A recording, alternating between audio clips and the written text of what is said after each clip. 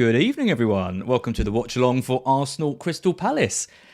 Things have been set up. I think we're on time. I think people can hear us. I'm with Andy and Luke. How you both doing? Good, mate. Thank you. How are you? I'm good. I just want some confirmation from the chat that that people can hear us. It was all going well until I closed Sky Go with like 10 seconds left, and then it looked like it had crashed. But it's all fine. It's good. And I think boys are in sync. Nice. Oh, this is going to be beautiful. How many seconds have you both got on the clock? 28. Oh my God, I've got 28 as well. Luke? Yeah, about that. Luke's on 3 minutes 40. Luke's a minute ahead, isn't he? If I wink, then you know what that means.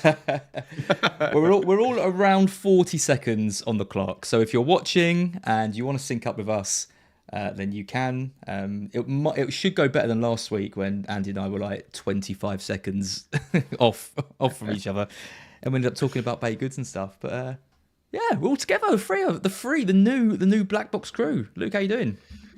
I'm good, man. I'm good. I mean, my free hit this week's not going too well, but apart from that, it's good. We think we've established Sky Go is probably the worst app in the world. Anyone who's got that on a PC or anything, it's terrible. Yeah. Have you tried it on your phone? Is it better on a phone? No, I don't know. I mean, I've done this before with the BT or whatever it's called now, Discovery, and it's not been it's been all right because you can actually pause it. I thought you could pause it on the PC, but you can't, and then it crashes, and you get adverts and everything. Yeah. But by some miracle, we've. I mean, I give Sky something like £120 a month for internet only. Yeah. How they've churned this crap out, I don't know. Yeah, it's mad. How I don't know why I'm risque material do you download? That is a risque question to I need ask. some serious gigahertz, my friend, for what I'm doing. And Sky, they do produce in that front. Yeah, I'll give them that. Yeah. So what we got tonight? We're already all miserable, aren't we? Because Saka's obviously not playing. Sar's out. We all got Sar. No, I wouldn't have someone terrible like Sar. No, not on the free hit, probably not. You've got Sar, haven't you, Andy? Yeah. Good. We've all got Mateta. He's also benched. All got double defence. Oh yes. Oh my god. Oh my god. Oh, you are ahead. Yeah. Wow, you're very ahead. And what's even better is I own this guy. Oh, it's not going to be any of ours, is it? Oh, is that Kiwi? Please don't be bad. What a start. Way. I'm doing this every single match. Yeah. That's the first goal in about 8 months. You're never coming back on. This isn't how these work, Luke. You have to not get points, and then we will laugh at you. That's how these go. Do you know what I thought about getting? I thought about getting Kiwi or over Saka. And I know that's easy to say, and you'll all say, no, you didn't. But I thought triple defence might be the way to go. I think he's just on, isn't he? Yeah, someone else was off. 19 was off. That is a hell of a header, to be fair. That's quite a distance out. There goes the Munoz clean sheet for anyone who's and the Henderson. This guy, Henderson clean sheet. Kior, last season, I think it was last season. Did he score on the final day? Because I bought him in on the final day. I can't remember if it was last season or the season before, and he got like a ridiculous haul. He's like one of my favourite players ever already. Basically, he's your one boy. Of about 5 players that score me points. So. It's given. Nice. What a bloody hell, Luke. What a start. Save the free hit. The difference between your start and my start, Luke. Last week when we were doing this, Jacob Murphy scored in the first 10 minutes. Yeah. And I didn't know him. This week you get the Kiwi goal. Lovely stuff. I didn't know Murphy either, so I'm glad I wasn't on that one. But yeah, no, that's a good start. Only the cool kids owned Jacob Murphy for his goal.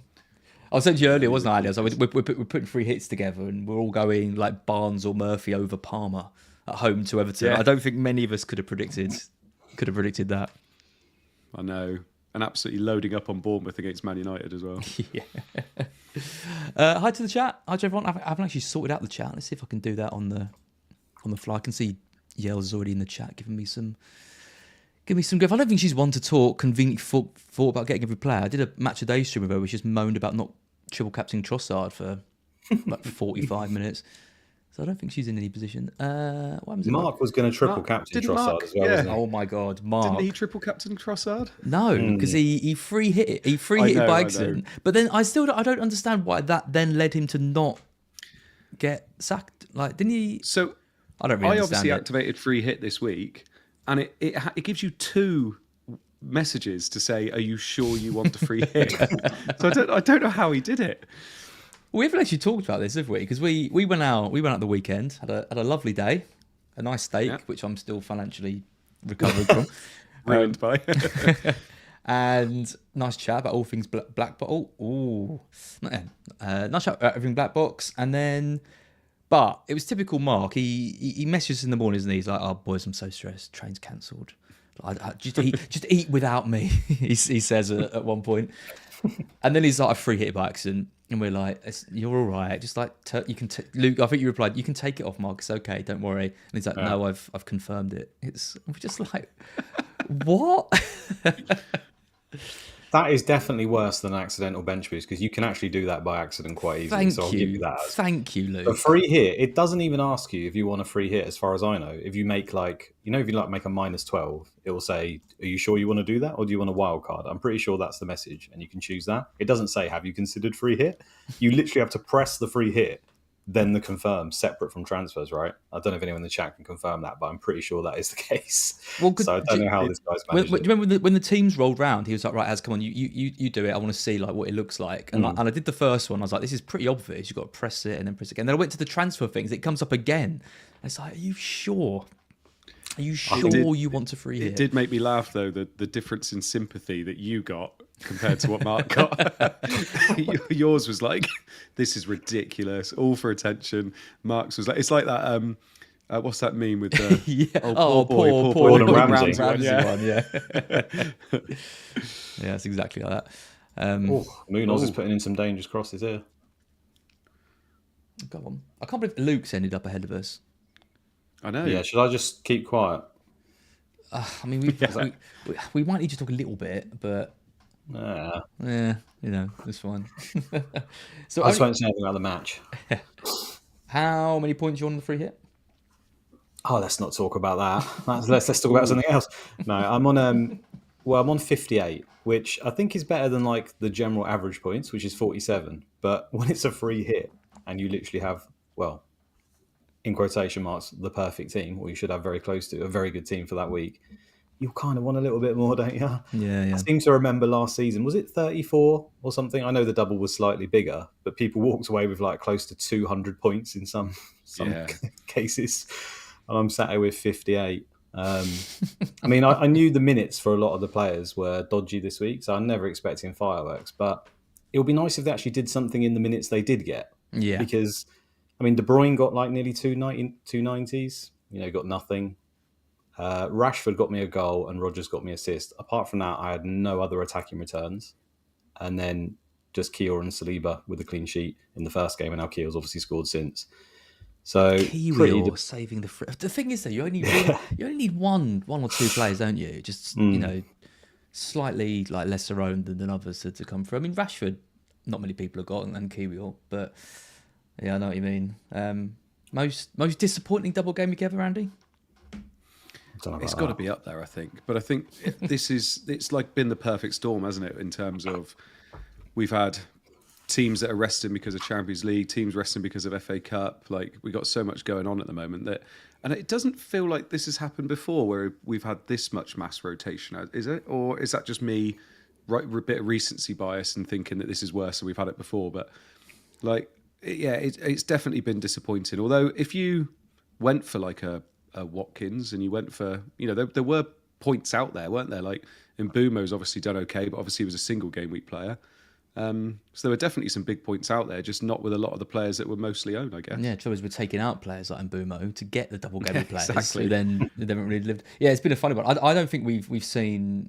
It's been a weird season in the league, isn't it? Because obviously we've had times when, leagues have been run away with one team in first, but it feels like everything's just, apart from the battle for like fifth, where there's like 4 teams, just everything else is done. So it's been terrible, isn't it, for football? This season has not been a good advert for the Premier League overall. I don't think. I think the football's generally been a bit dire, especially towards the back end. Yeah.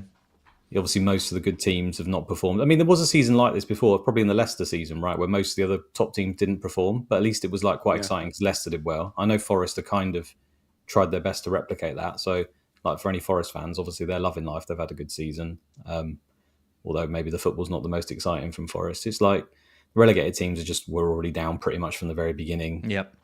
And like you say, Liverpool were obviously, again, they'll be happy because it was probably quite surprising that Slot was able to win the league, which I know hasn't happened already. But they effectively won it like 7 or 8 weeks ago, didn't they? So it's just their start was great. Didn't they win like 7 games in a row or something at the beginning of the season? It's like they already laid down the marker. I think I saw a stat today that said if Liverpool stopped playing football in December, they'd still have more points than United have right now. Oh my God. Yeah, I know. They had, on the 22nd of December, I think it was, they had 39 points. Wow. And we've only got, no, and they had 39 and we had 38 or something like that. Yeah. But it just goes to show, like you said, how Liverpool just haven't had to get out of second gear for most of the second half of the season, have they? So and Salah's slowed right down, hasn't he? Yeah.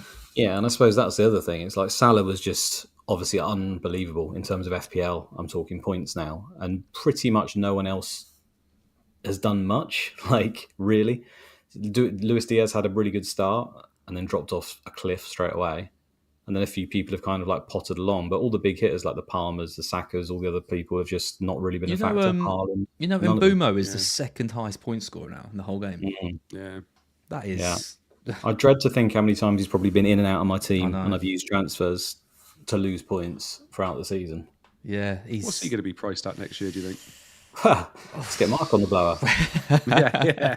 We can find out, well, I mean... It's probably a lot, isn't it? I think he just keeps getting underrated because he's at Brentford, but he plays every... We know he's on penalties. He can play up front. It doesn't even matter if he doesn't. I'm trying to think of who have we had similar to him, like absolutely killing it for like a mid-table-ish team. Well, it's almost like Bruno Fernandes. When Bruno Fernandes was good, as he plays every minute and takes penalties. Obviously not the same position, but like a team that you wouldn't say is that good. Well, he was like 10-5 back in his day, right? But surely some of that was like Man United tax, right? Are they going to price a Brentford player at 10 million? I think we were like potentially a top 4 team. Yeah. But there's ownership. I guess there's with United. I always feel like if they price them too low, everyone has them because there's so many United fans out there. So maybe they get a little bit of a bump off the back of that. It's a tough one. It's a tough one with Mbumo as well because. Obviously, if he stays, like you said, do you price a Brentford player at that high? But if he moves, like because Newcastle's been the most touted, but then he won't be on pens. Yeah.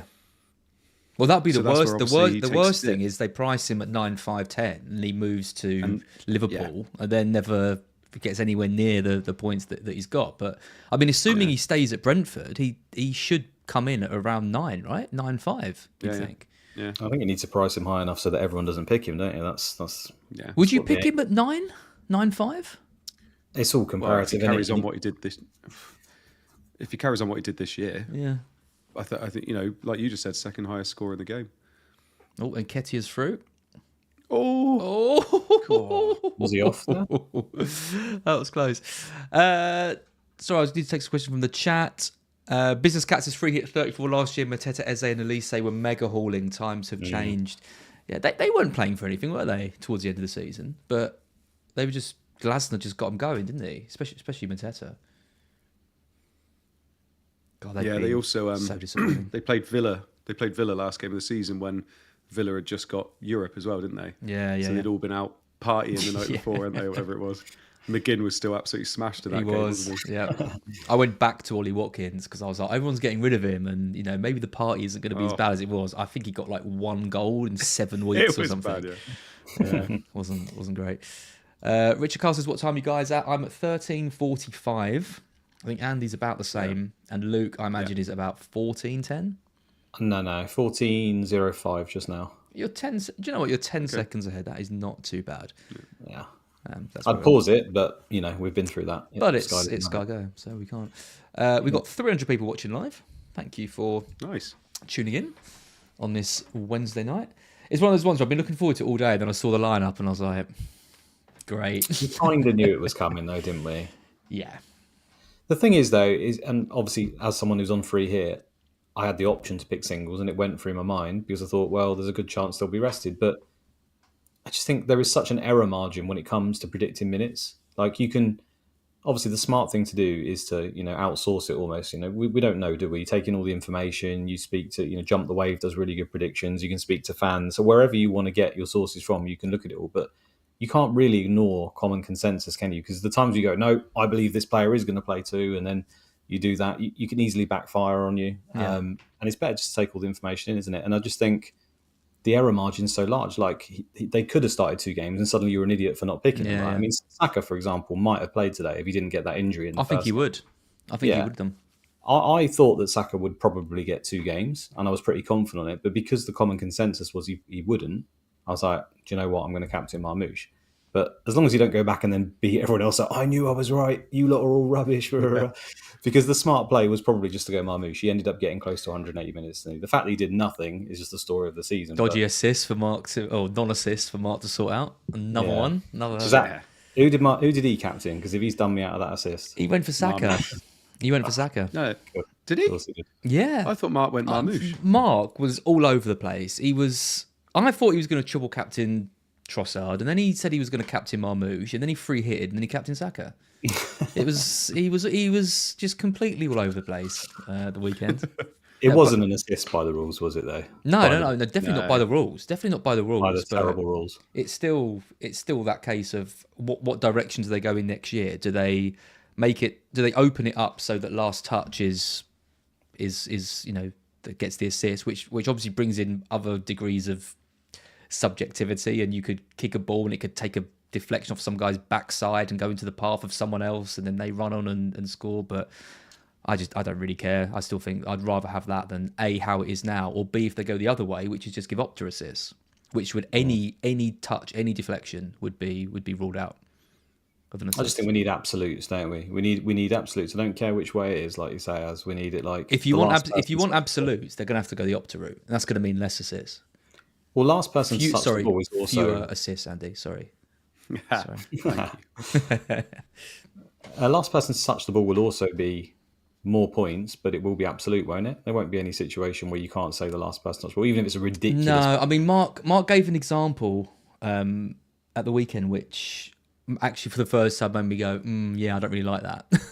To be fair, or maybe it was even you. It was like someone kicks the ball, Van Dijk gets it, they like dribble with it for a bit, falls over, someone else picks it up and scores, and then the player who gave the ball to Van Dijk gets the assist. Like, do we really want those?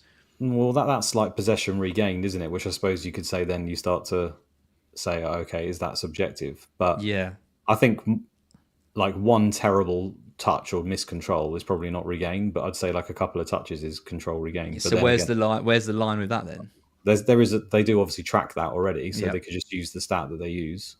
But yeah, I mean, for me, I'm from Sky, aren't I? And I just think Opta's the easiest. I don't mean you get less points, but at least they can brush their shoulder. They can say, well, Opta have given it, Opta have not given it. Yeah, but Sky had more routes to points though, right? They had different.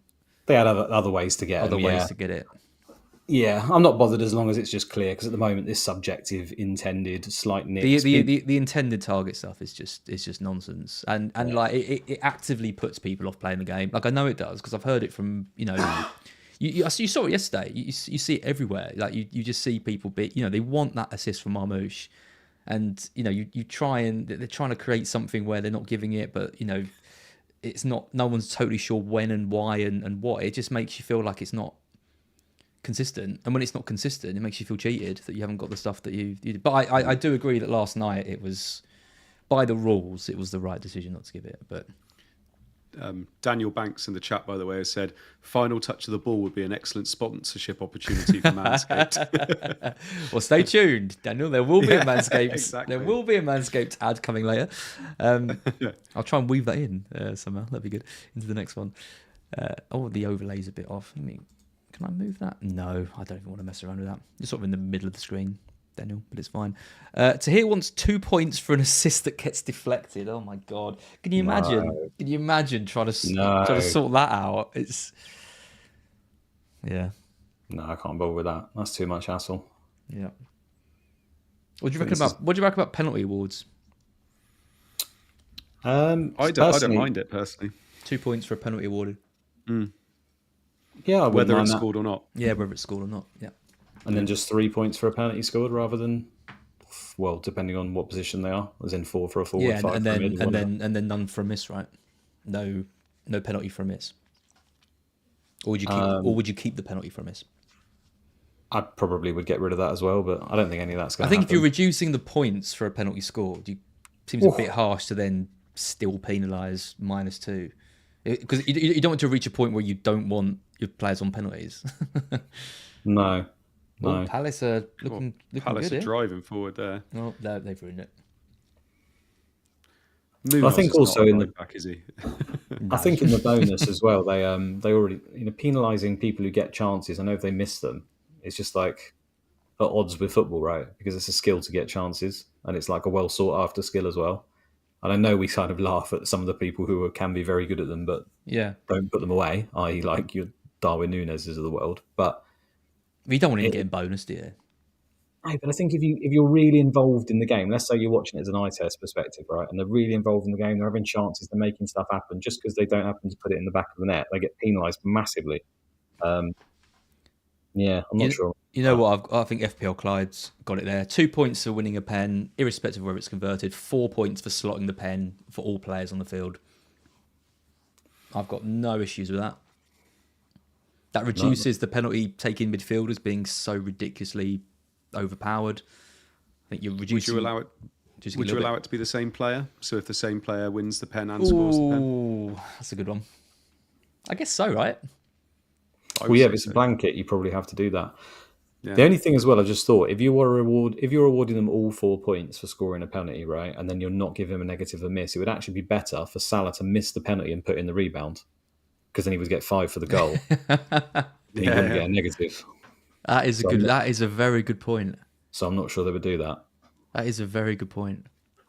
Yeah, really quite tired, by the way. Says, lads, can you please explain to my wife how it makes perfect sense that you aren't saying anything about the game you're watching? I mean, we can do commentary if you want. Az, do you want to talk us through it? I just don't think anyone wants that. I'm not going to lie. I would just look at these streams as a reaction, like live reactions, right? Live reaction to things that are happening in the game and a general chat about everything else. I mean, do you really want to listen to me? There's not actually a lot going on. No, you're just going to listen to the three of us mispronouncing names, getting the wrong players, Luke celebrating early. Yeah. Well, the game's going as pretty much anyone would have thought, I guess. Arsenal just dominating possession, Palace sitting deep and countering. I'm in this cup thing that someone runs every year, and the guy I'm against is 4.5 million in the world.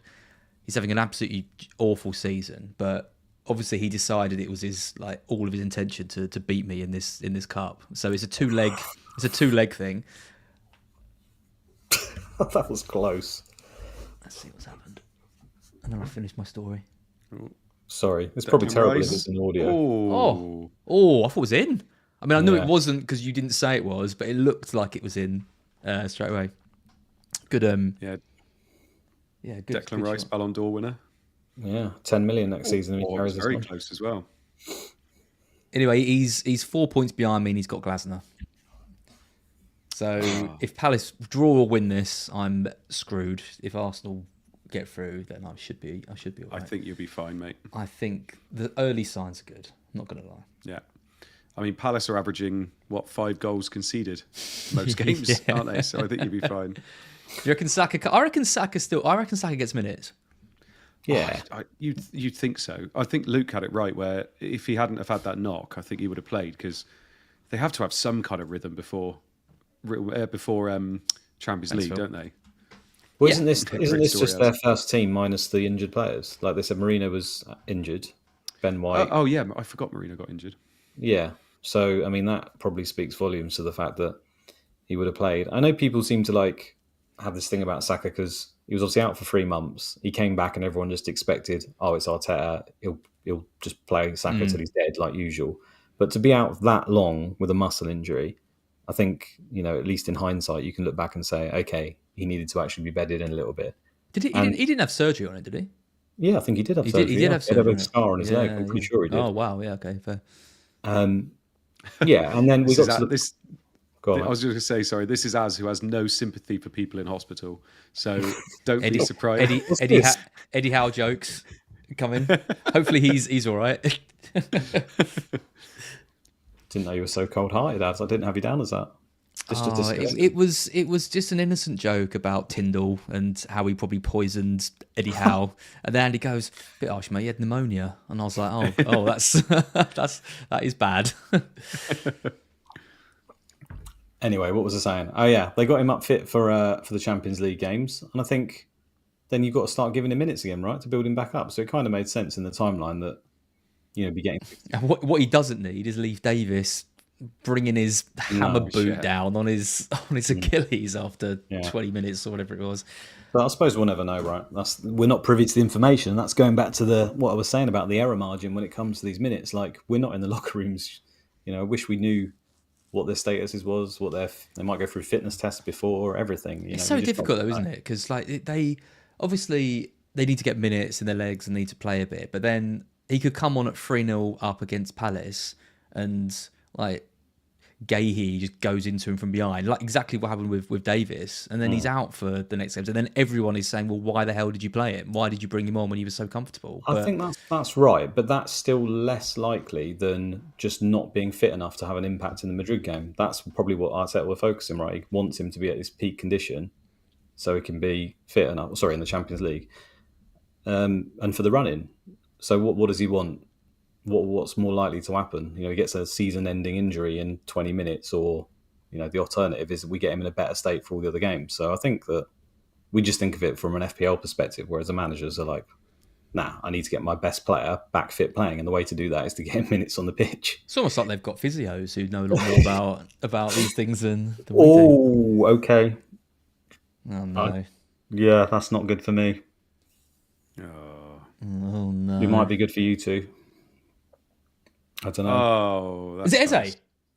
Yeah. Yes. If there was one player that I wanted to score, it had to be him. That is. I've got double defence, but I do have Eze. I think that's better. I think that's. I mean, I've already got more points than last night. So. Who took the corner? Was it Wharton? Yeah. Yeah, it looked like it. Oh, it's a fantastic finish. I was gutted when Eze came off at half time against Bournemouth. On the volley, into the ground, straight off the post. I mean, it's pretty... David Beckham, Paul Scholes-esque, that is. Oh, he's a bit lucky, though, isn't he? How's he lucky? When he hits it into the ground, and then it comes off the post. I saw you play at Gameweek 39. You couldn't do that. Yeah, but Eze isn't trying to hit that into the ground. He's just trying to get his head over it. He gets a bit of a lucky touch on it, and then it hits the post. I think he's... Lucky touch. You're mean. He's kept it down. That's off the volley, off a corner. Going to the fucking rosette if that was me. I'm not saying I could have done better. I'm just saying that he could take that shot 100 times and it wouldn't go in. He was a bit fortuitous. Justin Clay, that's it, gets Saka on. I completely agree. I think he'll give him minutes, yeah, probably. Mr. T with Eze and Kiwior. Same for Shax as well. Legends. Hang on. So are we less than 30 minutes in and we've all had a goal? Yeah. This is lovely. Luke, can you come on every week, please? Mate, definitely. If I'm going to get goals, I will be here, mate. I will do anything. Who's ahead of you two? You still ahead, Andy? No, you're not. No, you're Luke. No. You're Luke's ahead of you, right? But Luke complains all the time. Yes. I remember. I got it. That's the one. That's the one. I remember. I mean, I'm only like 11 points ahead before today's action. So what of me? Yeah. Ooh. There's a black box forfeit for whoever finishes bottom. Really? You're not out of the running, mate, because really? I'm 13 points behind you, as. Yeah, but we should have had a big free. We should have had a forfeit for whoever finished bottom of black box golf tournament that we did on Saturday. We should have done. How long it would be until Andy brought that up? I had to mention it. We should have done. For a second, I thought you were making a dig at me, and then I remembered Mark's 0.5. I'll let you explain it, because you've been such a good storyteller tonight. I have, yes, and it's been noted in the chat. We played mini golf, went to swingers. It was very, very, very good. Mark complained because he, to be fair, he hit the ball, didn't he? And then it rolled back and was going out, and he stopped it with his foot. And we were like, no. With his club, we were like, no, you can't be doing that. You can't be doing that. And then he kicked off about it, as Mark does. Oh, bloody hell! So we gave him half a stroke penalty instead of the full one. But then I think we realised he was probably right, because then it started happening to us. So then we started doing that rule, but then we didn't give him back his 0.5, and he ended up coming last out of the three of us by 0.5 because Luke and I got the same. I think he deserves it because, as I'm sure Andy will testify, at the very last hole, you basically can't look up at the obstacle at the same time as looking down at the ball unless you're just like extremely good at golf. So when Andy was going to take his stroke, which if you get a hole in one, you get a shot, don't you, Andy? Which he managed to get. I was literally telling him, now, for the timing when it was going round. He did it, went straight in, won. I go to Mark, can you do that for me, mate? I look down at the ball, he's saying now. I look up, he's about 3 seconds out every time. How drunk is this guy? So I ended up getting 6 on the last hole because, completely screwed it, and that destroyed me. Otherwise, you were mine as I had you. Oh, I don't know how I came anywhere near like you or Mark. I thought I'd had an absolutely terrible run. I had a couple of all right ones, but crazy golf isn't really it's not my best. I did say, as we go again, I was like, I don't know. Flight, if we'd gone to Flight Club like we planned, I would have been all right, but crazy golf. It's just... Yeah, I'm shit at darts. I'm weirdly good at darts for no reason. But yeah, cheers everything else. Including FPL. Yeah. I know, sorry, I put it to 2-0. I realise it's not 2-0. I was distracted talking about golf. It is, of course, 1-1. Is it just me that's thinking Palace are looking better than Arsenal going forward tonight? They're getting the space, aren't they? Yeah, they really are. Munoz is looking good. Nketiah's had a few chances. Do you think Arteta cares? Do you think he cares if they lose this, Liverpool champions? They're not going to win the league anyway. Let's be honest. No, I don't think. Does he care? I mean, I'm sure he'll care because they do care about their records. I think they care about. I mean, the fans coming, everything, don't they? I think so. They don't care is like that's never going to be the case, and also it's just like building momentum and morale. Players, if you want to go out there, you want to win a football match, don't you? There's pretty much no match. My point is, do you think it would influence Arteta in any way if they're 1-1 at 60 minutes or if they were 3-0 up? Do you reckon that impacts whether he brings Saka on, or do you think it's purely down to the physios and the fitness, or does he want the result, and so that pushes him that little bit more to get the win? From my personal point of view, he's probably going to bring Saka on, and it probably wouldn't make much difference. It would just be like. After half so it's a pre-planned thing rather than... I would have thought so, but who knows, right? Who knows, Luke? But that's if we didn't debate these things, then there wouldn't really be much of a watch along. It'd just be us. It would just be us going, don't know, mate. No, not sure. It's either that or Arteta's good mates for your league rival. Oh yeah, that's classic. That is classic, Josh. Josh is the one who won Fan Team. Oh, right. He's the one again. He won like 200k, I think, winning Fan Team. That year when they came in and they were like, right, we're going to take over FPL. We're going to put all our money into this. Offered up some absolutely crazy prizes. That's 200k. That's almost what you get when you win FPL, isn't it? Not well. You don't get the stress ball. So damn it. That's the important thing. Got to weigh these things up. 200k Twitter followers, almost as good. Yeah. Yeah. Well, he did think he was a bit of a celebrity for a bit, and then quickly realised that no one actually cares about Fancy. But then he bought a house, so who's laughing? Yeah. Absolutely. He just bought a house. Love it. Yeah. It is funny, isn't it? Like you win FPL and you are like a god for like probably the summer, right? And then August hits, and then no one knows who you are. You're a god to the sort of people online who know you. Anyone you meet in real life probably goes, "What's that? What are you talking about?" Or just thinks you're bullshitting. Unless Susan wins it. Yeah. Susan, is that her name? I'm guessing she's fallen away a bit now. What's the for all the previous winners? What's been the best second season? So what's been the best follow-up season? Because I know a lot of them finish like over 1 million the next year. Well, they'll probably Scout keep getting them on videos for a second season, and then they're always rubbish.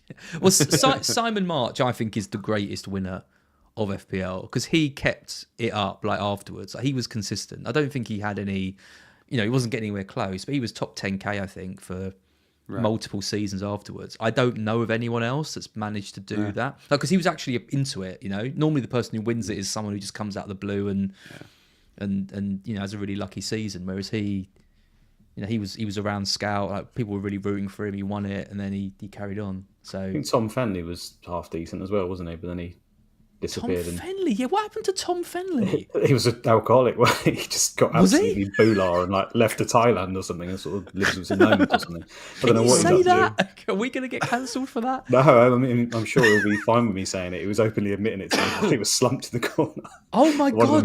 Oh my god! I've just had a flashback. You were there. You were there at that scout camp, weren't you? We were there with him. Yes, I was. Yeah. We were there with him. He was absolutely shit faced. Yeah. No, he was half decent though. Tom Fenley, he was a tall guy, wasn't he? Like yeah. God, that is someone I haven't thought about in a while. I'll tell you someone else mentioned the other day, Jay Eggersdorf. Oh yeah, I know. I used to watch his stuff. Yeah, he was brilliant. Always used to have the fireplace in the background. Yeah. He did that Scout episode which I was on, where his like laptop battery was dying, so he was like running around his house trying to find a charger, but like on mute. Yeah, was it The Weekend, that gif where he's running through corridors? Or yeah. It's like that. Well, it's Elmo, isn't it? Going ah. That was honestly exactly what was happening. It was great. When Jay took out Kane, yeah. I think he left soon, not soon after that. I think he came on the Scoutcast, defended why he was taking out Kane. Kane scored back-to-back hat-tricks, and then he left FPL. It's not cut out for it, are they, these guys? 1-0 negative bit of variance, and off they go. That's the thing with BlackBox. Now with the three of us, we know pain. Yeah, we know negative variance. We know negative variance, and we'll be there every week. Don't you worry. Yeah. As you know, as soon as Praz or Harry have a bad season, that's it. They're finished. They get the longevity with us.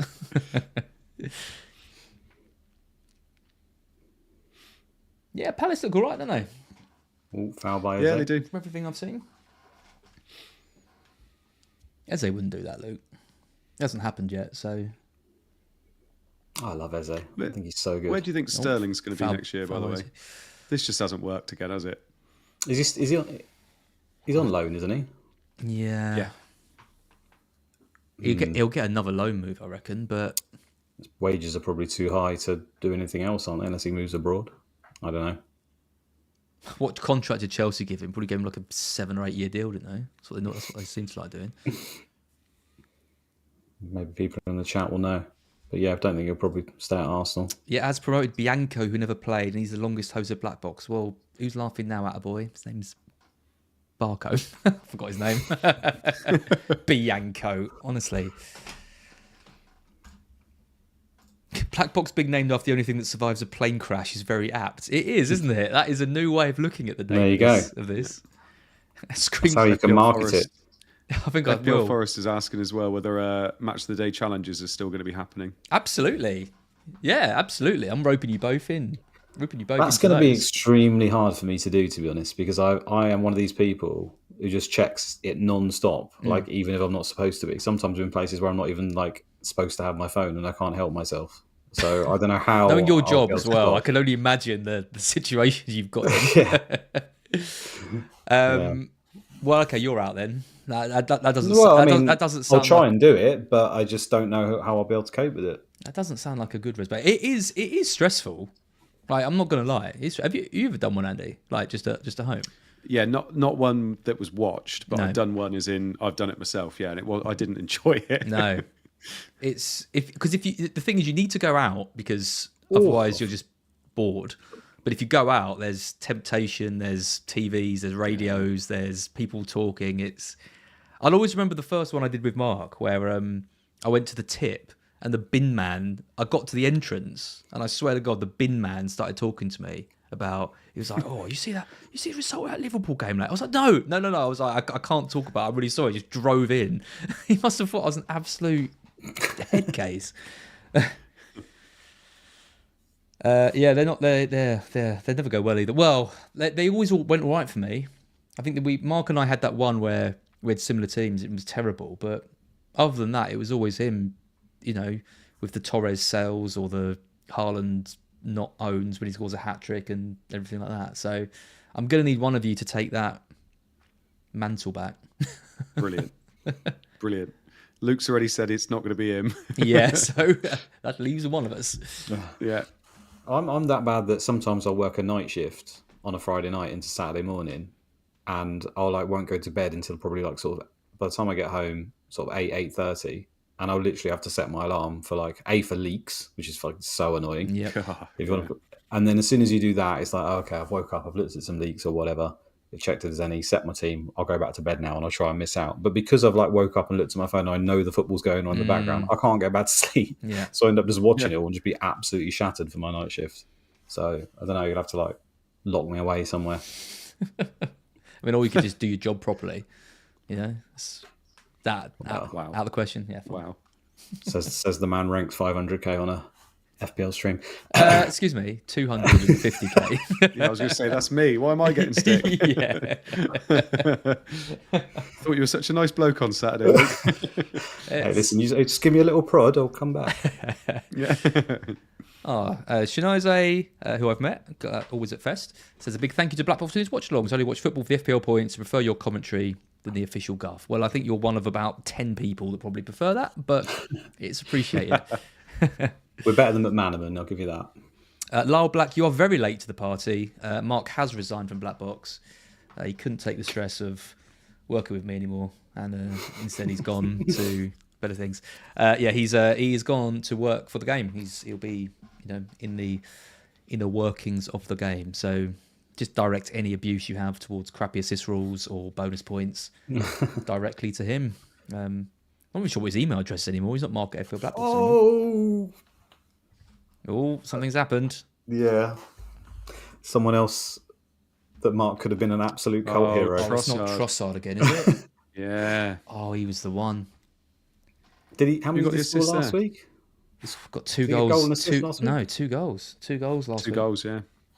Jesus Christ, that would have been the best triple captain. 2 goals last week. Oh. He had the minutes. There was a few people out there that went Trossard instead of Saka this week. Yeah, and we're all sat Fair there with. Yeah, I know. Trigger Lips was talking about him quite a lot. So he was like, "Why is everyone going for Saka? Obviously, go for Trossard. Guaranteed minutes. Blah blah blah." Yeah. Who set it up? Was that Timber? Yeah, looks it. I think it was the right back, wasn't it? I think it was Timber. Oh, yeah. Timber. Few people got him. Yeah, Timber to. Timber didn't play in the last game, did he? So. No. Yeah, that'd be incredible. I think people were probably put off Trossard because last time he looked like a good option, i.e. when all their players were out injured. He just did nothing. He's a funny player, Trossard. He's, like when you've had, like Mahrez in the past, where like he's looked like you have to bring him in. He's like the only fit right I've got a tweet about this. Anytime Mahrez looks like, or all the sort of stars and planets are aligning that you should bring Mahrez into your team, don't do it because it will always go the opposite way and he just won't play. Yeah. Is Trossard's quite similar to him then, I suppose. Yeah. Update the score as. Oh, yeah. He's done well for me in the past, Trossard, like when he was at Brighton, but I don't know. At Arsenal, do you remember when we both captained him, when everyone captained Kane? I do. He played Newcastle. I remember it well. Kane had like Villa away or something. It's like quite a hard... No, maybe it wasn't Villa. I remember having quite a hard game and everyone just went for it. Oof. And yeah, we went for Trossard. I think he only got a goal, didn't he? But it felt... Yeah, but came blank, didn't he? No one else did anything in that week. That was sweet. Who's let me just have a quick look to see who's on for bonus so far. OGFPL Captain Trossard. FPL Hazards. Did Aziz's Bird not have Trossard? She does. Aziz's Bird. She does, but she's still going to moan. Oh, there she is. Trossard on for 3 bonus at the moment. Kiwior with 2 and Eze with 1. Go on, Kiwior. Oh, so Trossard could get a 20-pointer here then. That is massive. I never considered him. This is the thing. I genuinely did consider Kiwior. I did not consider Trossard. No. I would have gone Marino over Trossard, I think, if I was going to pick another mid. But I think I probably would as well. Yeah. The thing that put me off Marino was when I saw that Partey was suspended. I didn't even see it. I saw someone else tweet about it. This is the one thing where like the social media side does actually help, because there are some things that I just miss, and then just someone posts, "Oh, anyone consider Marino? Don't forget Partey's injured, so he's going to be, protected." I was like, "That's an excellent point." Marino's underlying stats were not great either. They were terrible. Yeah. Yeah. But Trossard, I know we brought it up on Scoutcast that he's played more minutes than anybody. We were looking at all the minutes of the City and Arsenal players, and Trossard was so clear of all of them. He played so much more football from January onwards. Obviously because of injuries and all that kind of stuff, but it's surprising. It makes you realise how many injuries a lot of these teams have had.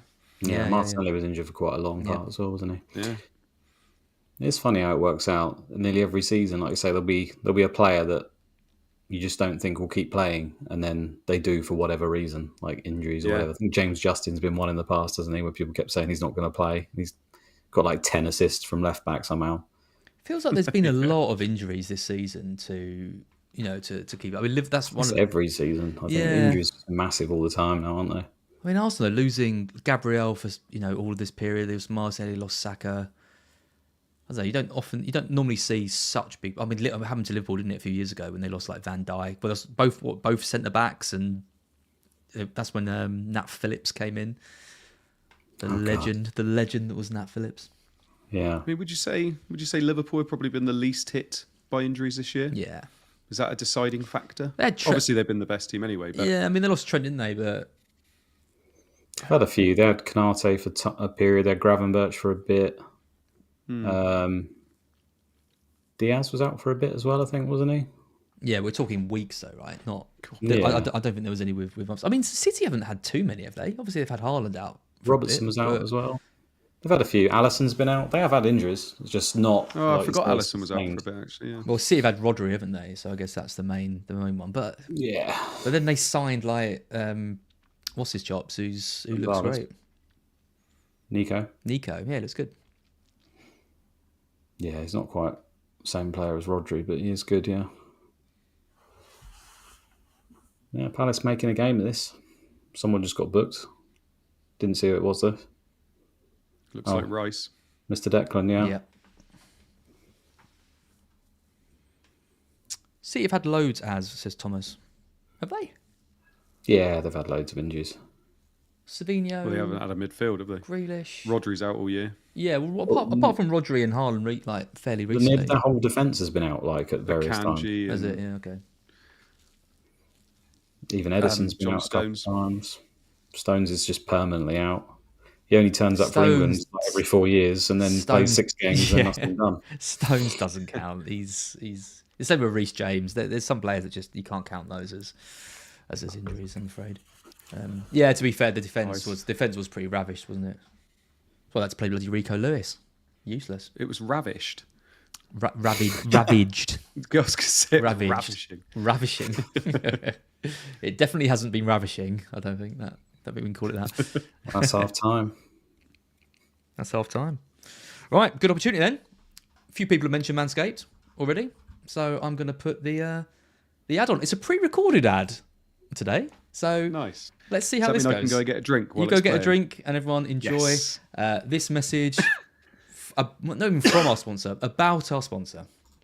No, Mark, but that does not mean the Manscaped adverts have gone anywhere. Obviously, I'm still doing them. They're my favourite adverts to do.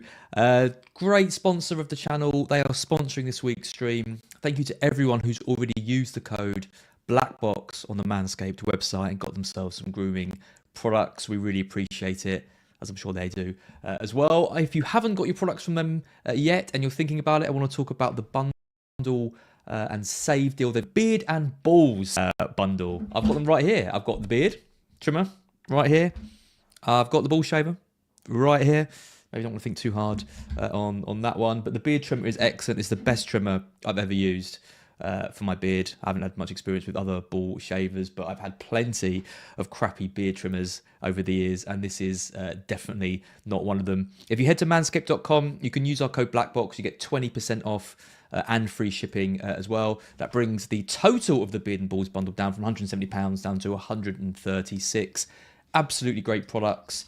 You'll be supporting the channel as well, and you'll be nice and clean and fresh going into spring. So give them a try. Manscaped.com. Use our code BlackBox.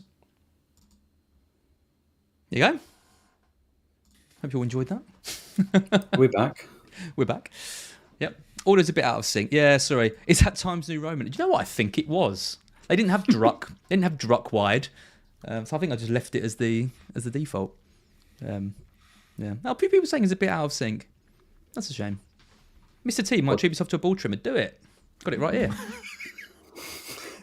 Oh, look at this. How does it work, mate? Well, Oh dear.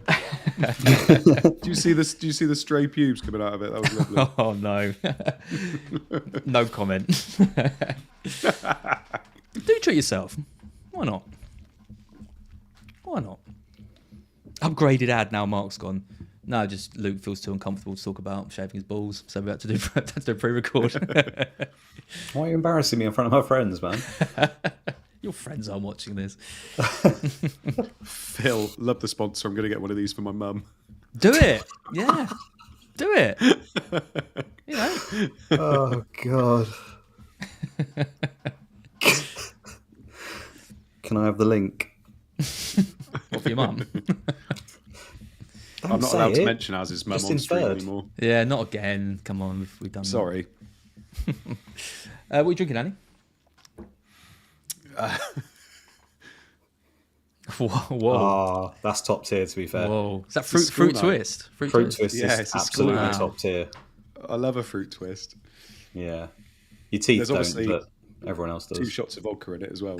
But And in the morning been as a hard well. day. Nice. Yeah. yeah. There's a worrying amount of people asking me next for week, by a... the way, Az.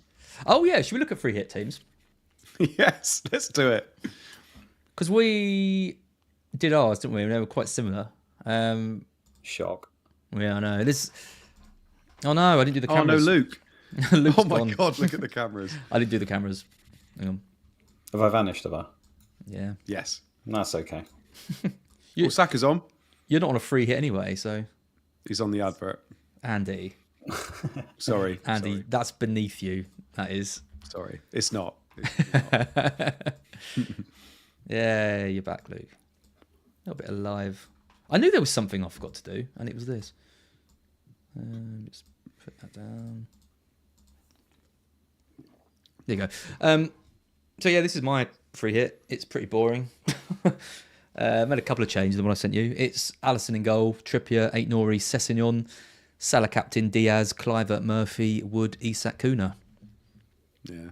I mean, it's pretty dull. Sells, Bowen, Kirkade, some Linkford bench. I think Bowen is going to do well against us, like Mbumo did, because we've suddenly started playing our defence at the halfway line again. And you've got to think he's going to get some chances. I think he always does quite well against us as well. But it's him or Kluivert, and I think Kluivert could do quite well against Man U, and he's got pens. I don't really want to back against Brighton. I still feel some loyalty towards him, but yeah, I mean, this is pretty much the template, isn't it? There's some variation in goal, you know, Becker versus Leno versus, you know, Kepa versus Sells, whoever, and then it's like Murphy versus Barnes, and then it's Kluivert versus Bowen. Like, they're the options. I don't think there's a huge amount of variance in these. I mean, there's people mentioning Welbeck. Is Van Heck out? Yeah, I think so. Yeah. Yeah, so we dunk and Balaba at centre back maybe. That's what it was. That's what it was last time. Yeah, it did not work. No, because we lose. Like we're basically putting our two most industrious midfielders in defence, like Hinshelwood at right back and Blaber in defence, and then we lose so much quality in midfield, and then neither of them are defenders. So then they just get caught out all the time. It's not good. There's an awful lot of people getting very, very worried that a lot of people are going to be on free hit, but I don't think it really matters, does it? If this is what you plan to do and use your free hit and it all looks similar, yeah, it makes because no it's difference. a blank game week. Well, this is Luke's team without I haven't got cameras for either of you. Oh my god! Oh God! Absolute disaster. Hang on, but I think I can. This fix would never this. happen when Mark was here. Oh, it would. And he would be able to fix it. He'd be like, stop the stream, everyone stop the stream. Got that fixed immediately. Let me just have a look at this bad technique from Eze for the goal. That's a cracking goal. That is a cracking goal. Whoa. I did not say it was bad technique. Hang on, here it is. Look, he basically fell over. I said he's from a outside bit. the box. He means to on the half connect. He volley. means to connect, and it shoots straight into the top corner. He connects in a way where it bounces off the floor and it hits the post. He's a little bit lucky. That's what I'm saying. Nah, I'm messaging him. He's not really happy with you. This is Luke's team, so he's screwed. I mean, that's slightly harsh. It's not very good, but I wouldn't say I'm screwed. No? You got transfers? Yeah. So Eze to Mbomo was always the move before he even got his 18 points. I just want to add, or whatever it was. And then I'll probably bring Kepa in for Henderson, just because it works out with the way the blanks happen. I think they might get a double when Raya plays Liverpool, I think it is, in 36. So I get the extra fixture now and then probably an extra fixture later. Well, I definitely do get an extra fixture later, but it might be a double when Raya has his worst game. So that makes sense. Yep. Could do Vicario instead, who does the same, but I'd have to be pretty stupid to do that, right? The way that Spurs are playing. And there is absolutely no way you're going to bring in Vicario. Do you know what I considered it as? Because we're at the point where it's desperation. And it's like, no one in the world is going to own this guy. So could he just do something absolutely amazing for me? But what do you have the chances of Vicario getting me any points from now to the end of the season at? Like sort of less than 1%. So probably not. God, if it comes in. Exactly. Just think it's possible if you dream. Yeah, I mean, my team's all right. I'd prefer to have a free hit, but you guys are going to need to get the luck on your free hit. I mean, I haven't got it this week. You guys will probably get absolutely loads and everyone will smash it because the whole game's doing it. But I think, arguably quite a few of those players could be in free hits. I mean, Isak, Evan Nielsen, I think, are fine. I think Palmer, Salah, fine. Palmer's an interesting one because I had Palmer in the first draft and then I took him out for Diaz, but I don't know. I just don't know about Palmer. Does he play? Does he care? Was it like 16 games without a goal or something? Or did I just make that up? It's something ridiculous, like number of games that he's had without a goal. Something stupid. He looked all right in the last game. I thought he played quite well against Fulham, but he wasn't really close to getting any returns. Mm-hmm. Well, I mean, I'd still have Palmer over the likes of, say, Diaz, personally, because, I just don't think that the form's as relevant as other people would think it is. He's still like a class player on penalties, probably going to play all the minutes, decent fixture. I know Chelsea have been bad, but Diaz could easily just play 70 minutes and he hasn't got set pieces, hasn't got penalties. So, that's a bet that I'd be happy to make. Yep. That's fine. Could easily go either way, but... How have you ended up with Estupiñán and Minte? Because I'm stupid. They played Southampton, didn't they? Yeah, because they had good fixtures and they played home to Leicester. They hadn't scored in about 10 years and then they managed to concede 2 goals. Yeah. Minte misses an open goal and Estupiñán gets a 0-pointer booked. I could have told you this, Luke. You've got to start listening to BlackBox, more regularly. I mean, they were quite popular amongst certainly the analytical circles, and they have been for most of the season. It just hasn't worked out. Dunk's been like public enemy number one. But I mean, it's crazy, isn't it? Because you go back a few seasons, and Estupiñán was like God's gift to defenders at one point. He has got it in his locker where he can score some goals, and we're home to West Ham. West Ham can barely score a goal. So again, I wouldn't pick him now on a free hit, but it's not like the worst player to have, is it? So I could just get lucky. I really hope that my luck comes in this week and it just outscores free hits. But Evan Nielsen, I like. I mean, let's take a look at yours, Andy, because you were talking about Evan Nielsen as well. You haven't got him either, but oh no, not at the moment. Look at that fix though. Look how quick I am. Talk us through it. You're pretty similar to me though, right? I think we're like 4 players different. Yeah, I mean, I think it had to have triple Newcastle, triple Liverpool, because they're the teams expected to score the most goals this week, if you look at Rob T's predictions and everything as well. And obviously, I don't think it takes a genius to work that out, to be fair. I quite fancy going for the Wolves, because I don't think a lot of Wolves players will be owned by people not on free hit. So Cunha, Nori, you could have a Strand Larsen, someone like that. Sarr didn't play the last game, did he? Because I think he would be a good choice in goal. Yeah, Doherty played, didn't he? So I got Leno in goal at the moment. I've got Trent in there. I don't get that. Why? There's all this chatter at the moment about how they might have had a U-turn. He might be staying now. He obviously came on and scored. Bradley's been playing, but there's every opportunity that he could start. Don't get me wrong. He is the position at the moment where I'm like, Trippier and Nori are going to be in there. It's just whether I take Trent out, put Alisson in, and then just play. I just don't think it's a Robinson good enough game, like defensive wise, to have him. I know Spurs aren't great, but they still score goals in the majority of their matches.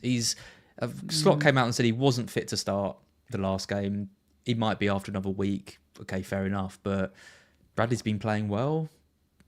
And if Trent hadn't scored, there's no way you'd be picking him. If he'd come on for 30 minutes and not scored, there's no way anyone would be picking him. It's only because he got that wonder goal. I think it's also a little bit, though, if you look at Spurs, they're just open to have goals go against them. And I think they're projected, is it 2.95 goals against Spurs? And you've got to try and get as many slices of the pie as possible, basically. So I got Salah. Diaz is in there because obviously I don't have Palmer. And I'm just looking and thinking, who would I want to be my third Liverpool asset? And I'm not going to be getting anybody obviously up top. So it's Trent in there. But he is, I can see Liverpool walking away from that game winning 3-0 fairly easily, I would have said. I feel like, especially if Arsenal win tonight and it's then in Liverpool's hands and they can come out of that game having won the title, I think it could just be an absolute battering, personally. And I think if Trent does start, then I want him in my team. But I've got no idea whether he's going to start. So, that's basically my back line. And then I've got Barnes and Bumo, Diaz and Salah. And then I got Isak, Cunha and Wood up top. But I think I'm probably going to change Wood to Evan-Nilsson because I think Bournemouth are going to do well against us. The only thing I don't like is I don't like having Evan-Nilsson and having Kluivert on my bench because I think obviously Kluivert's on the pens. He's a mid anyway.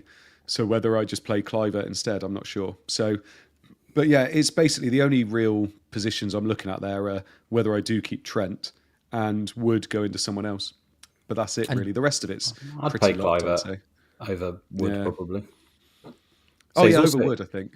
What's his EO anyway? I know he's scored the other day, but it almost feels like, especially where we are, Andy, it's like if his EO's high, I don't know. His overall ownership's gone down to like 20% now, like 19%, something like that. Yeah. No, this is Kluivert. Kluivert's ownership's gone down. Oh, Kluivert. Yeah, I think Wood's similar. I think Wood's around 20%, something like that. Ignore that then. I do think Kluivert's a better option than Wood personally, but it's the Monday night game though. Yeah, fair enough. Fun is a factor. If it was Bournemouth United on the Monday night, I reckon I'd probably have two Bournemouth attack. I'd probably go Kluivert and Evan-Nilsson. But I feel like I need to spread it around because I just don't want to get to Monday night and just not have anyone in that. Do you think Man United will play like a B string, Andy? Yeah. I mean, I say B string. It will be because he's already come out, hasn't he, and said that it will be the kids. And obviously at the weekend, who did he play? Fredrickson, Amas, Bruno was benched, wasn't he? Bruno will be back in, I reckon. He should start. Don't they need a bit of momentum for the game? Yeah. So a bit of a mixture then, you think? Maybe one or two or something? Yeah, I think it'd be a bit of a mixture and some early subs probably. But, I mean, we haven't done well against Bournemouth for how long? No, they run, don't they? They use their legs, which is a problem for us. Yeah, exactly. And especially away as well. Like, even before they got relegated the first time, we struggled against them, didn't we? Was it Stanislas scoring from the corner and things like that? Like, we always seem to do badly against them. So I think they're going to beat us. But it's who obviously scores the goals. But Kluivert on pens, I can see that being an okay move, personally. Like a G-string. This is another advert, says Mr. T. Like a G-string. Just going back to Trent briefly, I mean, again, who knows? But I don't think he'll start. He come on for 20 minutes, was it? Was it 20 minutes? I don't think he'll start.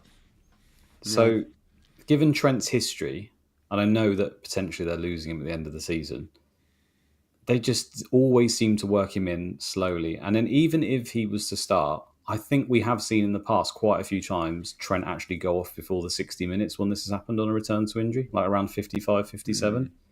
So, to me, there's too much downside on that risk. You're basically hoping that you can score assists, which you can do, but even as a player as good as Trent, right, a defender, they don't get like that many goals a season. But they've been working. They've been working to get Bradley back to full fitness, right? He's been playing 60 minutes the last like 2 or 3 games. He's like back now. He looks really good. And then they're just going to dump him immediately to bring Trent back in after he's been out for bloody ages. I mean, I just can't see it. I don't think that would be a factor for me because Trent is just far superior, and they've shown that they will drop him as soon as Trent's like ready. But it's just I'm not sure he's ready. But we're all guessing. No subs at halftime, by the way. Oh yeah, we'll go back to the match. Daniel just wants to know why not Van Dijk. I was debating Van Dijk. I might go Pope in goal, and then that frees up a defensive spot to go for like a Van Dijk or someone. I thought about that, but you know what? Shah's injured, isn't he? Did he get injured? Is he? I think so. Yeah, yeah. Did he? I'm sure Arsenal had a nice little cross in there. I'm sure he got injured, didn't he? Am I wrong in that? I don't remember it. But I don't want to doubt you, Andy. I don't want to doubt you. But You might have got a knock. The Shah goes down every game. Yeah. Van Persie. I was reading a scout article earlier. Apparently, Ipswich, not apparently, they have got a real weakness, like down that side, like the Murphy Trippier side. Is I think they're playing like a makeshift midfielder, like at left back or something. So, is there a tapping, by the way? Yeah, I can hear that. Oh, it stopped now. It's probably my leg. It must have been ours. Probably my leg. Using that ball shaver. Probably my leg. Yeah, just quick trim.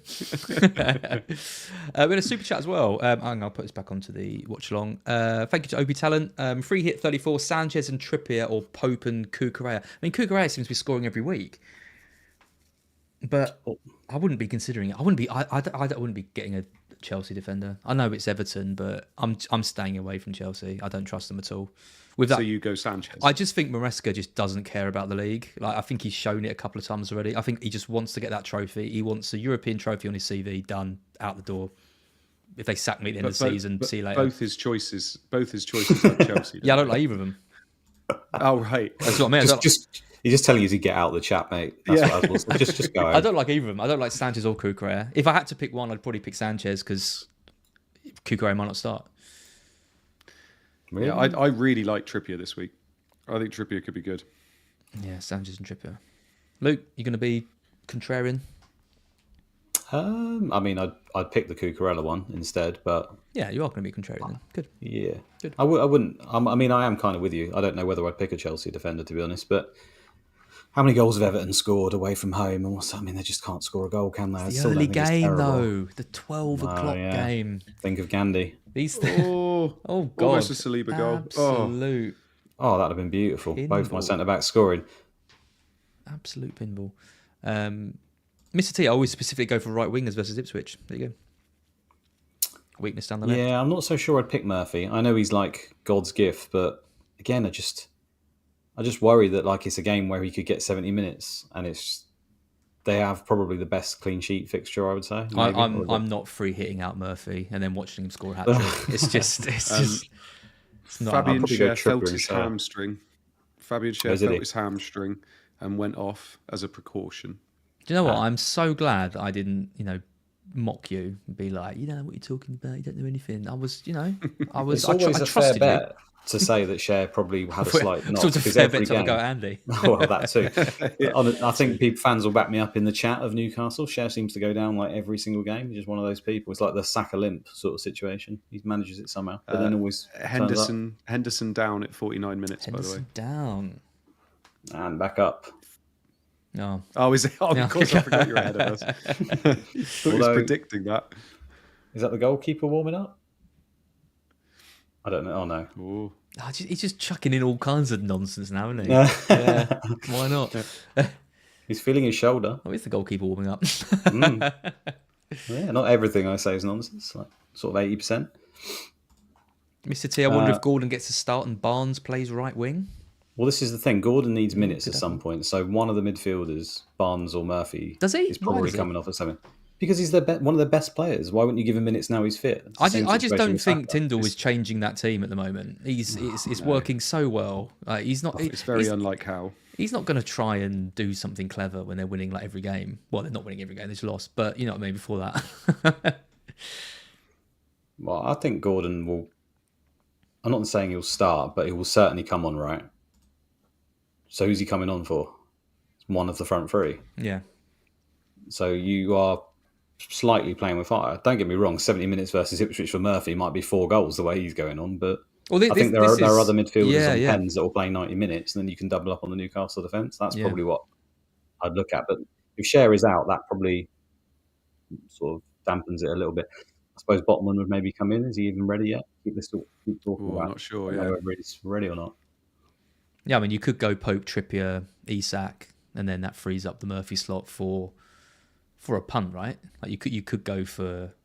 I mean, Palmer almost feels like a punt at this stage because so many people have sold him as well. Do you just not think of Momo as just like one of the best picks in the game? Yeah. Yeah, it's a way to Forest. They got Forest, haven't they? Forest defence have been pretty bad recently. I think they're like 16th or something for expected goals conceded over the last 6 games. Yeah. It's changed quite a bit recently, and Brentford have actually been quite good defensively, haven't they, the last 6? It's a weird old season. Yeah. Everton have got 12 goals away from home all season, which is the lowest in the league, less than Southampton. They have played a game less.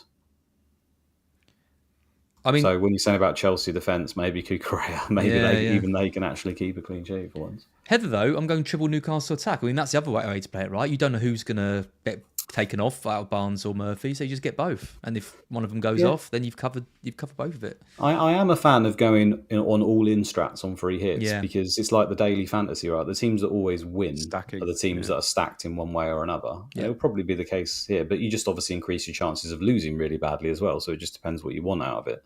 I think the only team I trust for triple defence would be Newcastle, but then are you going to go about Isak? No, I wouldn't say that's wise when the forwards... I mean, the forwards are pretty good, right? Cunha, I'm quite jealous of this. I think home to Leicester, Cunha just looks like a really and Aït-Nouri as well. I think the Cunha and Aït-Nouri double up looks good this week. Yeah, there is actually quite a few forwards this week, which is, for me, free hit this week. The forwards was basically none. Everyone had Marmoush, and then the only other two in the game that could even double were Watkins and Mateta, and neither of them started both games, which is what we expected. So there was just a dearth of forwards to pick. Arsenal started pretty well here. He says, as Palace have complete domination of the ball for the last 15 seconds. If we assume all the rules are the same for next season, right, in terms of scoring and everything, what price would you have Munoz at? I think 5 was all right for a minute.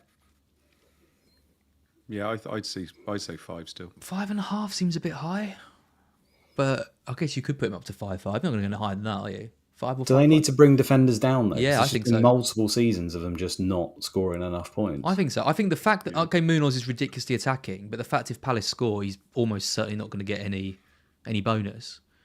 That massively affects it, right? If it was the same as it has been the last few years, and he's getting a goal and getting free bonus, basically whatever happens, then fine. But he needs to get a clean sheet to get any bonus. They're just not as good options this year. Yeah. If we assume Trent goes, right, what would you say? Who's the most expensive defender, and what price would they be? Gabriel probably. And what price? 6 again? 6. Yeah. Maybe. I don't see anybody. I mean, maybe they push maybe they push Gabriel, Saliba, Vardiol up to 6.5, and Van Dijk. But like you said, though, they're just not getting bonus, are they? No. They're not getting the points really to justify it. I mean, who's the highest scoring defender this year? You can't have the most expensive defender at 6, though, can you? That seems a bit. Well, I think the way it's going, it probably would be at the moment, wouldn't it? They? Yeah. You probably have like Gvardiol, Gabriel, Saliba would all be like 6, wouldn't they? Van Dijk. And then where'd you go from there? Harry Maguire, 8 million. So, Mr. T, you are on fire today. I am loving your chat. Absolutely loving it. Gabriel, so Van Dijk, 6.5, FPL Clyde, Mahendra. 6'5". Trent is the highest scoring defender at 141. That is points. Poor, isn't it? That is really poor. And then poor. Van Dijk is second with 133, and then it's Milinkovic with 131. And I got Milinkovic. I suppose Gvardiol would be up there, 5 wild card and benched him every single week of the season and watched him get points, and none of my defenders get any points.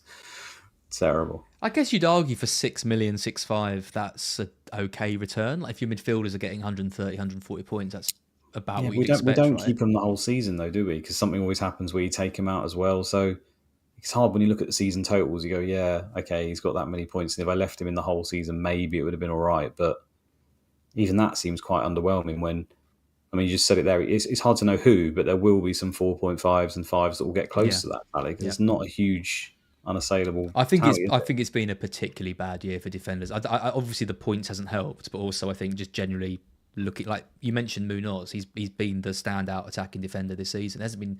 I mean, I know Robinson's got like 9 assists, but I don't know where those. Got like the most goals, I think. Yeah, he got those all in like the first like 6 weeks, didn't he? He's like barely scored since. Well, he's been playing centre back for a while now, hasn't he? But yeah, he's scored quite a few to begin with.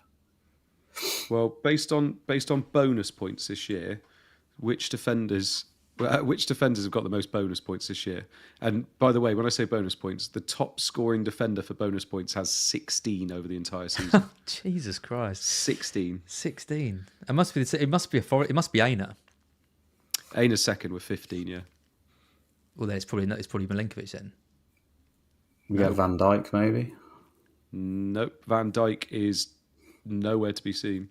All right. He's Saliba not even top 20. Saliba or Gabriel?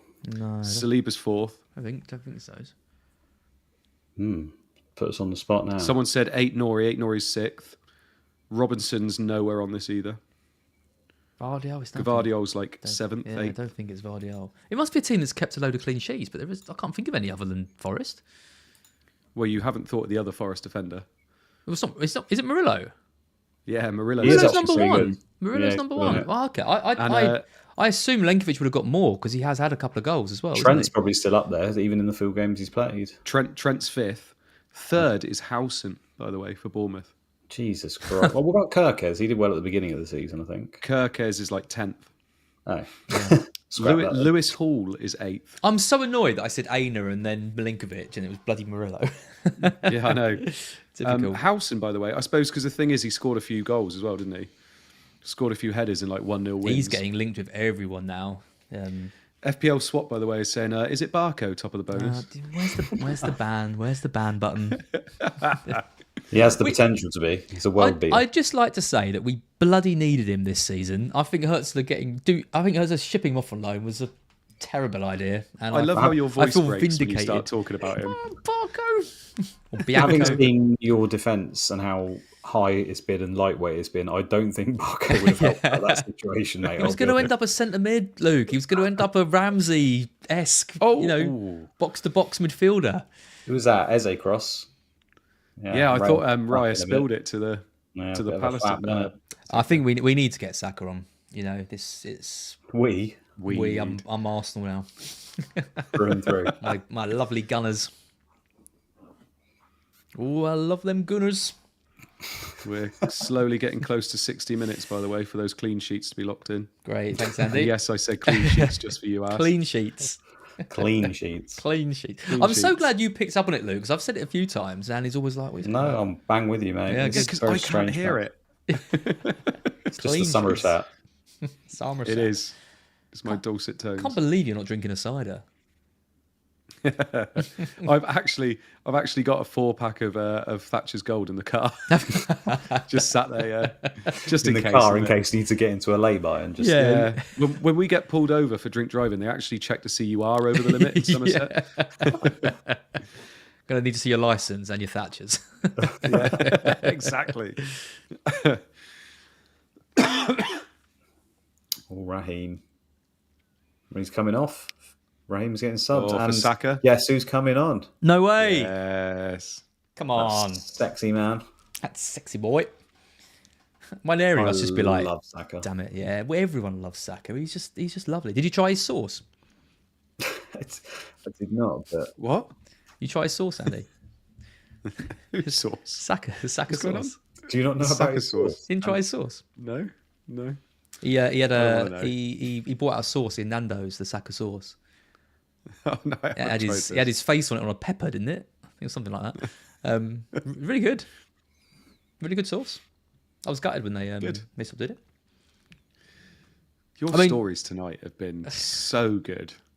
Like I am, it's like Spielberg. This is. Oh, Tingly Ted. Yeah, I bought some hot sauce called Tingly Ted. It's I bought it and I was looking at it and it's made by Ed Sheeran. That sounds like Of something course you'd, it is. He's in the you tell kitchen your social rustling it worker up. that is. Made by Ed Sheeran. Ed Sheeran sauce. It's good. It's Millionaire in the kitchen just frying it up. Recommended. Yeah, apparently it's his like family. It's not. I think it's not his family recipe. Ed, can we give you 2 million to put your name on this bottle? Yeah, that's exactly what happened. Go ahead, mate. Speaking of hot sauce, what did we do on our little night out? Excuse me. On our little night out, what did we do with hot sauce? What didn't? I don't think I told you not to tell people. Yeah, about that. I thought we weren't telling that story. Carolina Reaper. Oh yeah, in Belushi's. Yeah. Bloody Jeff eating 10 of those wings with the Carolina Reaper on. Yeah, I looked it up and apparently it's the It's the hottest one or something, according to Google. If you put Carolina Reaper, it comes I tried one and died. You tried one and were made of sterner stuff, but still acknowledged that it was fairly hot. Jeff ate 10 of those. Yeah, he's a machine. He did message me in the morning. He was like, I've got a lot of regret. Canadian, mate. He's got ice in his veins, hasn't he? Yeah, clearly. It did burn your eyes just sort of sitting near it. It was awful. Yeah, it did. It's absolutely awful. Breathing was a challenge, but no, it was good. I'll bring the bomb for our next meetup, so you can all try that from the hot ones challenge. I've got that in the cupboard. Down. It's absolute. Bring it to fest, mate. Bring it to fest. Do you know? I'll ruin so many nights. I'm going to do that anyway. What you want to do is wait till just pounce off of that. This is going to sound really wrong. Pounce on the really drunk people and then get them to try that does sound wrong. Well, offer them my sauce. Yeah, because they'll be up for it then, and then we can all laugh at how much pain they're in. Yeah, I know. Do you know what? I will do that. I'll bring a little teaspoon around with me and just force it into people's mouths. Oh Jesus! Who brought a spoon round with them at one of the meetups? Someone knows it. Who is it? Randy Shafter. He's walking around with a paintbrush and stuff. He must have seen this before. Did he? Oh, Sa coming on. Oh, good. Sarah Hughes. Oh, for Eze. Got 62 minutes, though. Ala Turner, missed the start. Andy, how'd the baking go? Do you know what? It went really well. I didn't place in the competition, but my brownies were pretty good. Do you know what, Andy? Next time, to teach that judge a lesson, a bit of the bomb in the brownies. Good idea. Good idea. I mean, they were kids. The judges were kids. Okay, but... not a little bit then. Whole bottle. No, just kill them. Yeah. But no, it went very well. Thank you. I feel sorry for the toilet attendants at Fest. Mr. T again. Oh, Mr. T, you made a new friend tonight, haven't you? Legend tonight. Absolute legend. That's Wharton and Eze off, by the way. Why is Eze getting subbed so early in all these games? Is he not quite? They got FA Cup, haven't they? Yeah, Keep them fresh. Yeah, I guess. Has anyone checked their live rank? How are we looking, boys? 60 minutes in now. Clean sheets locked in. I never do that. I never checked it. I do. It's awful. But the clean sheets are gone, so it doesn't actually matter. I guess I'm still on a red arrow. Oh, Andy, you're on a green. Kiel got 16 points. Is he on bonus at the moment? Why has my live FPL gone to your team? That's really that's obviously weird. because you're stalking me. Mate, you're in the top 500k. Congrats. Never in doubt. Congrats. Never in doubt. I am on a red. Shows that Delia didn't watch the last watch-along, by the way. Andy, you baked and didn't ask for advice. Sure she was there. I even mentioned you, Delia. You did. You even talked about you. You said you're starting your own business. You're going to put her out of... Yep. Put hers out of business and, start making Tottenham cakes. Straight. Yep. Tottenham cakes. What is that? Was that Ray or just put it out of play? It was. I need another 2 returns to get a green arrow. That's depressing. Okay. Ouch. How many players you got on the pitch at the moment, Az? Saka, Saliba, and Raya. So 4. Oh, well, Sar should have just had an assist. Good. Ooh. He's just hit his shoulder, I think. Let's have a look at this. Oh, there he goes. Sar crossing. Go on. Oh. Is that Devaney? It's come off his shoulder, isn't it? Yeah, Northern Ireland lad, isn't he? It's a Raya save. Does that count as a save? I suppose it does. Tipped it over, didn't he? Yeah. Is that his first save? It's a good ball from usually is. Good ball from Sar. No, he's had a few, I think. Oh. Hang on, have a look. There's another one there, if that counts. Don't know if it does, if it's straight from corner. Yeah. As long as I don't catch it, I think any parry is a save. Yeah, that's... That it didn't come straight that from was his corner. first save. Yeah, I thought so. Okay. That's another one, though. He'll have 2 That's now. 2. Needs one more. Henderson's only on 1 as well. See, this is what you get with these streams that you don't get from the commentary, counting down Raya's saves to a save point. Oh, yeah. Yeah. I've free-hitted Raya out and he's going to get save points for the first time. Did you go Martinez? I went Martinez, and I have to count myself lucky. You are lucky. It's an own goal. You are lucky. It's incredible how badly the choice between... Basically, it was Henderson and Watkins or Martinez and Mateta. Oh no. Watkins gets a goal and assist in 2 minutes, and Henderson gets a clean sheet. Oh, Munoz. I hate FPL sometimes. Yeah. Shit. Sometimes. Oh, Do you know the best? watch this from Nketiah. Watch this. That was like trying to watch Az swing a golf club. Didn't come last. Nice chip in. Oh, Oh. Nketiah tried the overhead kick. See, I'd He have did a buried that. 360 when he did it. That's impressive. Oh, dear. So you insult that, and you don't insult Eze. You know, if he connected with that, you'd be going, "Oh wow, what amazing technique!" I'm sorry, lucky. you are wrong. You're doubling down on this Eze thing, aren't you, mate? Ask anyone in the chat if they think that was a good goal from Eze and good technique, or whether he was lucky. I think it was good technique, but I think it was lucky. Backtracking now. No, that's what I always said. He is.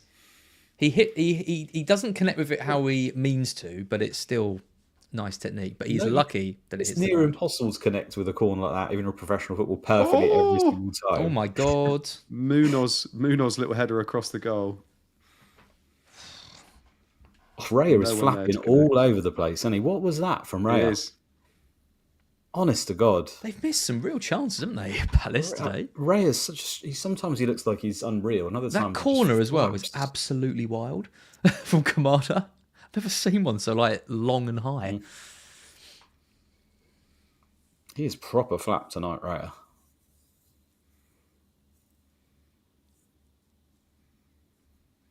Still no Mateta. Do you think we'll see Mateta before the end? I hope so, just so I can get one more point. I reckon he gets like 10, me too. 10 or 15 probably. And Nketiah probably hasn't got 90 in him, has he? He hasn't played 90 for... No. It seems like he's done all right tonight, Nketiah, but he's been watching that. He's a good player. I've always liked Nketiah. Really? I'm not that fussed about him, to be honest. I thought he was hard done by Arsenal. I thought he came in the team, did well when he was called on. And like you look at him this year, I don't think I reckon they could have used him rather than playing Marino. I know Marino's done all right. Well, they said when they bought him, they haven't bought him to be on the bench, and then they benched him every week. 2 months in, he's on the bench. Yeah. It's the wrong profile of player, though, isn't it? Yeah. He's not going to play on those wings on the side of Mateta. He's play a front two if they're playing him, really. Yeah. I don't think anyone was expecting Saar maybe to have as big an impact as he had. I thought he was going to come in and be, not do all right, but be rotated around a bit more. But he's been basically ever present, hasn't he? He's playing, apart from this game, he's played 90 pretty much every match. I remember when he first come to Watford, he was like good. Oh, he was amazing. He was amazing at Watford, wasn't he? Wasn't it? Didn't he score a brace against Liverpool just before COVID? Yeah, he did. Was it him? It was, wasn't it? Yep. Was it 2 or was it 3? I know he got a hat trick in one game as well. Could have been. I think because they thrashed Liverpool, didn't they? Yeah.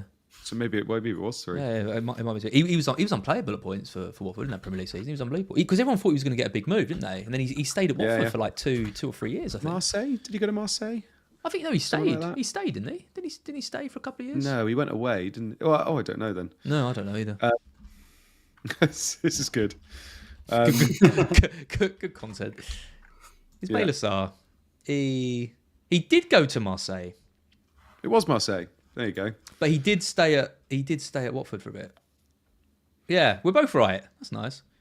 He stayed at Watford for another year, and then he went to Marseille. So I'm taking that as a double win, Andy. Odegaard with a shot went straight into Rice's back. Offside, I think. Why did we let Andy be and Luke be ahead of us? Oh God! Would have been a Timber assist. Martinelli goal. Is that the one? Yep. Yeah. Over 400 people watching now, by the way. It's on when he's paid through to Timber. 400 people watching. Thank you all. Timber's on. It's just whether the ball goes out. This might count. I don't know. Yeah, Timber's definitely on. Yep. Does the ball go out? On it. And Henderson in no man's land. They can't give it though, can they? When the linesman got his hand right up straight away, and I'm sure some of the players even look at him. That's how VAR That's how VAR works, man. Is it? Well, even when the assistant aren't they told to keep their flags down? They're supposed to, but it already. I think that's fine. And this would count if it doesn't go out. Luke's going to know before us. Seems a bit. I just don't understand what the point of even having the assistants is. They check everything anyway. Or anyone on the pitch, it all goes to VAR. Well, it's true, isn't it? Well, not all, but they don't make any decisions, the refs, as we know. You're looking at the linesman and he's got his yellow flag up. And even if it's like split second of hesitation or whatever, it doesn't really seem fair. They can then... You've got to play to the whistle, not the linesman's flag. Yeah, I know. Referee's having a good old chat with Henderson. He does not look happy. Bin off the linesman. Pointless. They're checking it for offside now, but that's not what we're thinking, is it? I think he was... Didn't look offside. I think he was definitely on. Why have I forgotten the forward that played for Watford and then went to Man United and had like the Igalo. most amazing... Igalo, that's it. Igalo. First half. The greatest Igalo. first half season in history, I think. He scored about 15 goals in about 3 months. That was when I was good at FPL. I had him for pretty much every one of those games. And then I remember I sold him before Liverpool. And that's the game you're talking about, Andy. It's when they absolutely demolished them. I was like, because I think they literally had like Liverpool, Man City, Arsenal like in free. So I was like, I'll get rid of him. And I think he got 2 goals and assist against Liverpool. And I was just like, shit. I thought you were on about Ashley Young for a while then, Luke. Bought him from Watford as well, didn't we? Ashley Young, didn't he come from Aston Villa? Got him from Villa. What are you on about? You bought Ashley Young from Villa. Yeah. 100%. He was at Watford, wasn't he? He was, but you definitely bought him from Villa. Yeah, he was a class player for Villa. I'm tired. We're all tired. This looks out. Oh, the ball went out, yeah. I think that's what you're saying. No, credit to the linesman. You know? I think the linesman was calling for offside, wasn't he? Was he? I think so. I'm giving credit to the linesman. I think he's just saved his job and all of the jobs of all the linesmen. All right, mate. Yeah. Miss Miles out. The linesman called it. He called the going out. Yeah, there he is. Legend.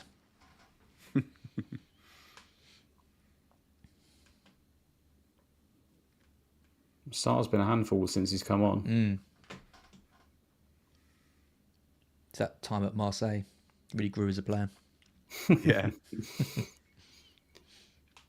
Have you seen on YouTube when they do, I think it's through Sky Sports, when they sort of do like the 5 players and they ask them just like random questions and they have to put themselves in order? Oh, yeah.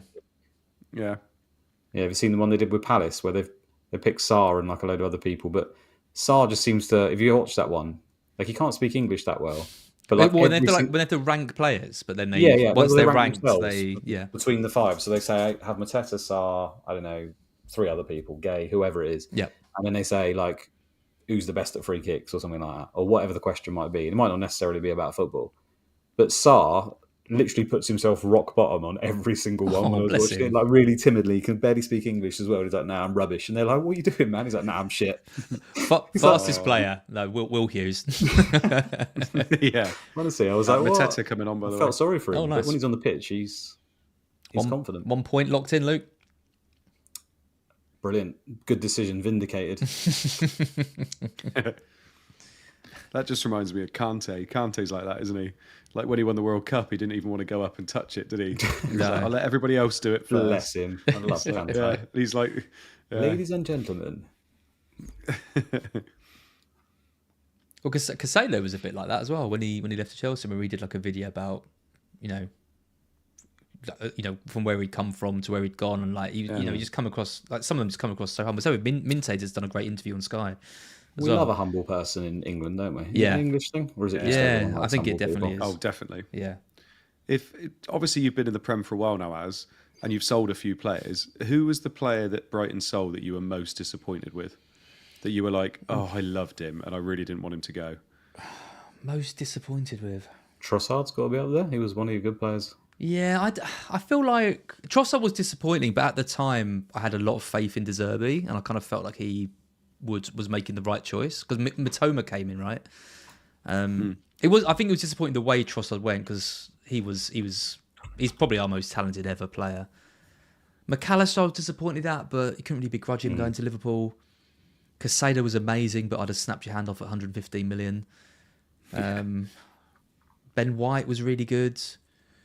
Do you know what? It probably doesn't really count, but I was really, really sad that we couldn't get Colwill back because we had him on loan, and it sounded like he was up for joining us, but Chelsea sort of put their foot down, and then fair play to them, have actually made him like a first team regular. But yeah, I was disappointed that we didn't manage to get him back. Morpie, you must have been devastated. Oh God, Jesus Christ! I would have driven him. I think it was Everton. Then I would have driven him. Oh, I just thought probably the best player I can think of who played for Brighton. Anyway, no idea how you managed to keep him for so long. Pascal Gross. God. Absolute god. Yeah. So good. Do you know what? So underrated. Yeah. Do you know what? It probably is Gross. I was very sad when I mean, again though, it was sort of his time to go, but it was really sad when he went. I don't know. There's no one that really stands out because we've either got loads of money for them or you Knockout? felt like it's sort of their time to get. Yeah, but Knockout was terrible for us in the Prem. Yeah. Absolutely terrible for us. Barco? He'll be back. He'll be back, and he's going to smash it. And He you'll all definitely be caused the most tears. you'll all be eating your words. Someone mentioned like Zamora. Like Zamora, the fact we even got Zamora back for that one season when we got promoted was like so good, just so good. Was that the promotion year? I can't remember. Maybe it was the year before. But anyway, we got him back for a season. That was unbelievable. Matt Ryan, what a nightmare he was. God, to Matt FPL at times. Ryan. Oh, it's like Sanchez. Dan Burns a good one. He was a big loss. He's a Yeovil legend, he is, mate. Yeah, he was really, really good for us. Again, though, like he went to his boyhood club. I don't really begrudge it, but he was. Yeah, it was because he went in January, didn't he? I remember we lost him, and I was a bit like. What about the best triple captain ever, Shane Duffy? Oh, Shane Duffy. 3-0 to Cardiff, wasn't it? 3-0 lost to Cardiff or something in the first game. Oh my god. Oh god! And they were playing like Patterson up front, who was a defender in Sky, and they were playing him as striker. Yeah. He's a 4 million defender playing as centre. I think forward. I owned him as well. Not maybe not for that game, but I definitely owned him that season. Who are yours as United fans? Obviously, you've had so many. I mean, Biggest loss. Ferguson was ruthless, wasn't he? Particularly in those years. Yeah, there's loads, isn't there? But I mean, Andy probably knows better. But Beckham was a big loss at the time. Yap Stam was like, I remember Yap Stam still thinking like, what the fuck? He like just come out of nowhere. Like one day he's like our best player, and then next week he's gone Lazio. I was like, was Stam the one that Ferguson said that that's like his biggest regret? He was like, I should have kept him for. Didn't he do something thought bad he'd in a book or something? I can't remember if he said something bad about him. Or He said he came back from summer and thought he'd lost a yard, and he was getting insane offers, and he was like, yeah, let's do it. And then he realised he was like, no, he hadn't lost a yard. He was great though. I mean, Ronaldo and Rooney were my always two biggest ones because they were the ones that were obviously doing absolute bits when I was young and impressionable. Rooney was the big one. Wish I'd have known you then. Obviously, yeah, Rooney was done though, wasn't he? Rooney was so done at that point. Yeah, he was starting to play like Forced mid into as well. midfield. Yeah, I mean, he that pass to Van Persie. That's still probably not. I'd say that goal is one of my favourites. oh, lovely turn by Odegaard. Yeah. The Dele Alli one is one of my favourites as well. When he against Palace when he turns. Oh, it's a beautiful cross, Saka. Oh my god, Saka off the line by the keeper. Saved by Hendo. That would have. Do you know what? That would have made me happy. And that's, oh wow, That's a great save by Henderson. Saka off the line. I think that's a bit of an exaggeration. What do you mean? He's standing on the line. It just happens to be the goalkeeper. Listen, it's my first commentary as the name. No, it's a tough one with United because obviously, like you've got players that you know are going to be great, and you're losing players that are going to be great, but then you have to sell. Whereas we're tending to lose players when they're not in their prime, aren't they? Like we're losing them a bit later on, or when they turn out to be crap. Well, now you haven't got anyone. Yeah, exactly. Unless it's Real Madrid, exactly. Now you've got all players on these massive contracts you can't get rid of ones that you want to get rid of. I still think Stam was the most like what the hell moment for me at the time. I was like, Jesus, I don't know where that came from. Yeah. Roy Keane as well just disappeared, but he was towards the end of his career. The best question to ask you said, Beckham was the other one, I guess. The best person to ask this question to is a Chelsea fan. Is it like De Bruyne, Salah? God, yeah, Lukaku. I still got all of them on loan every time. Yeah. The best one was them getting rid of Lampard, him scoring against them for City. That's one of my favourite moments. You hate Chelsea, don't you? I do so much. Hitting the side net. I don't really hate any team. Yeah, I just hate them. I hate them what I almost did as much hate? as I love Brighton. It's I used to what I love did hate? Brighton. I hate them now. yeah, it's fair.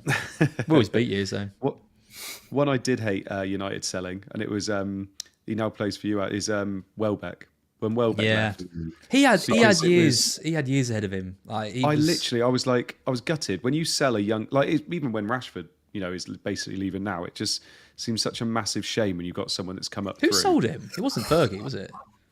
It was LVG. Was it LVG? Yeah. Munoz to Sarr over the bar. Oh, It was a hard chance, to be fair.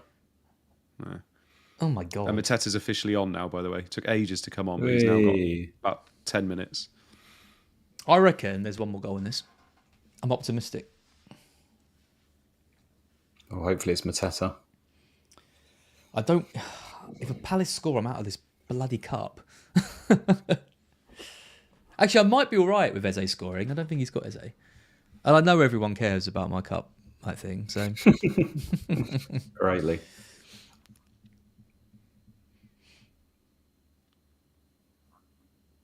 I actually wanted Veron to stay at Man United as well. I thought he could have been good. I was gutted when he left. And Di Maria, but then we just got rid of them too soon. Chapman legend, Luke. Yeah. Oh, bit of a slip up at the back. Oh my god! Oh my god! What a goal that is! There he is. oh my god, what are they doing? Oh JP my Mateta. god! You didn't know he had that in him, What did a ya? goal that is! Delicate little dinks from the big man. What I'll did I take the say? points. What did I say? There's another goal in this. I said, hopefully Mateta. I need to come on this stream more often, as what's going on? My Wow. players get points when I'm on it. This is great. This is crazy. I'm having a great time. Saliba assist. Yeah. What's Mateta's ownership's got to be high, isn't it? 74%. That's all right. That's a 74%. well, EO. Raya, was it Raya at fault here? He's standing around lazy, but I don't think he expected Saliba to give the ball away. Where is he? He's standing what. miles out of goal. fair play to Palace because they've been absolutely ruined recently, haven't That they? is beautiful from Mateta, to be fair. He doesn't even really look at the goal here. It's an unbelievable goal. No, let's just watch this. I'm not even sure he looks up at the goal. I don't think he looks up at all. What are you doing? What a finish. I want to see this in slow motion. I don't think he looks at it at He all. gets a bit lucky. Here he is What's Raya again. Here he is again. He's lucky That with was the a finish. joke. That was a Oh, come joke. on. Off the underside of the Raya. bar as well. That is beautiful. Ray is standing like at the corner flag. He was almost further over than he was for United's free kick when we scored against them. So nice. I can't believe you had Kiwior. You've managed to get a goal out of him and they've conceded two.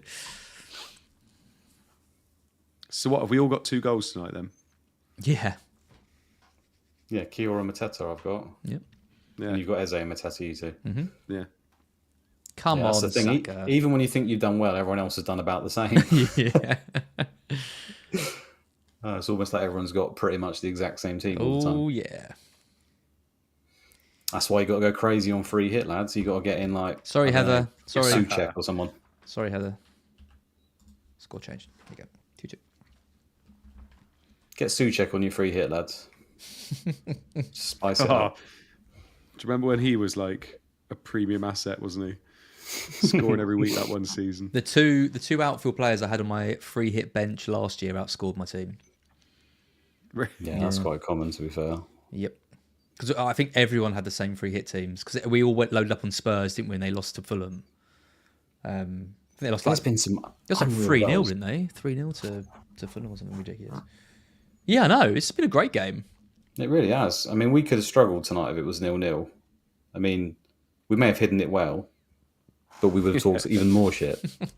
Really? We did currently. Oh, by the way, this is how broken the bonus points are. Oh, yeah, I Mateta's saw- on 3 God. bonus. Yeah, I saw that. Are you It joking? genuinely is on 3 I've bonus. had it before, so that's actually negatively affected me because he's probably about 1% owned compared to Mateo. And Trossard and Eze on 2.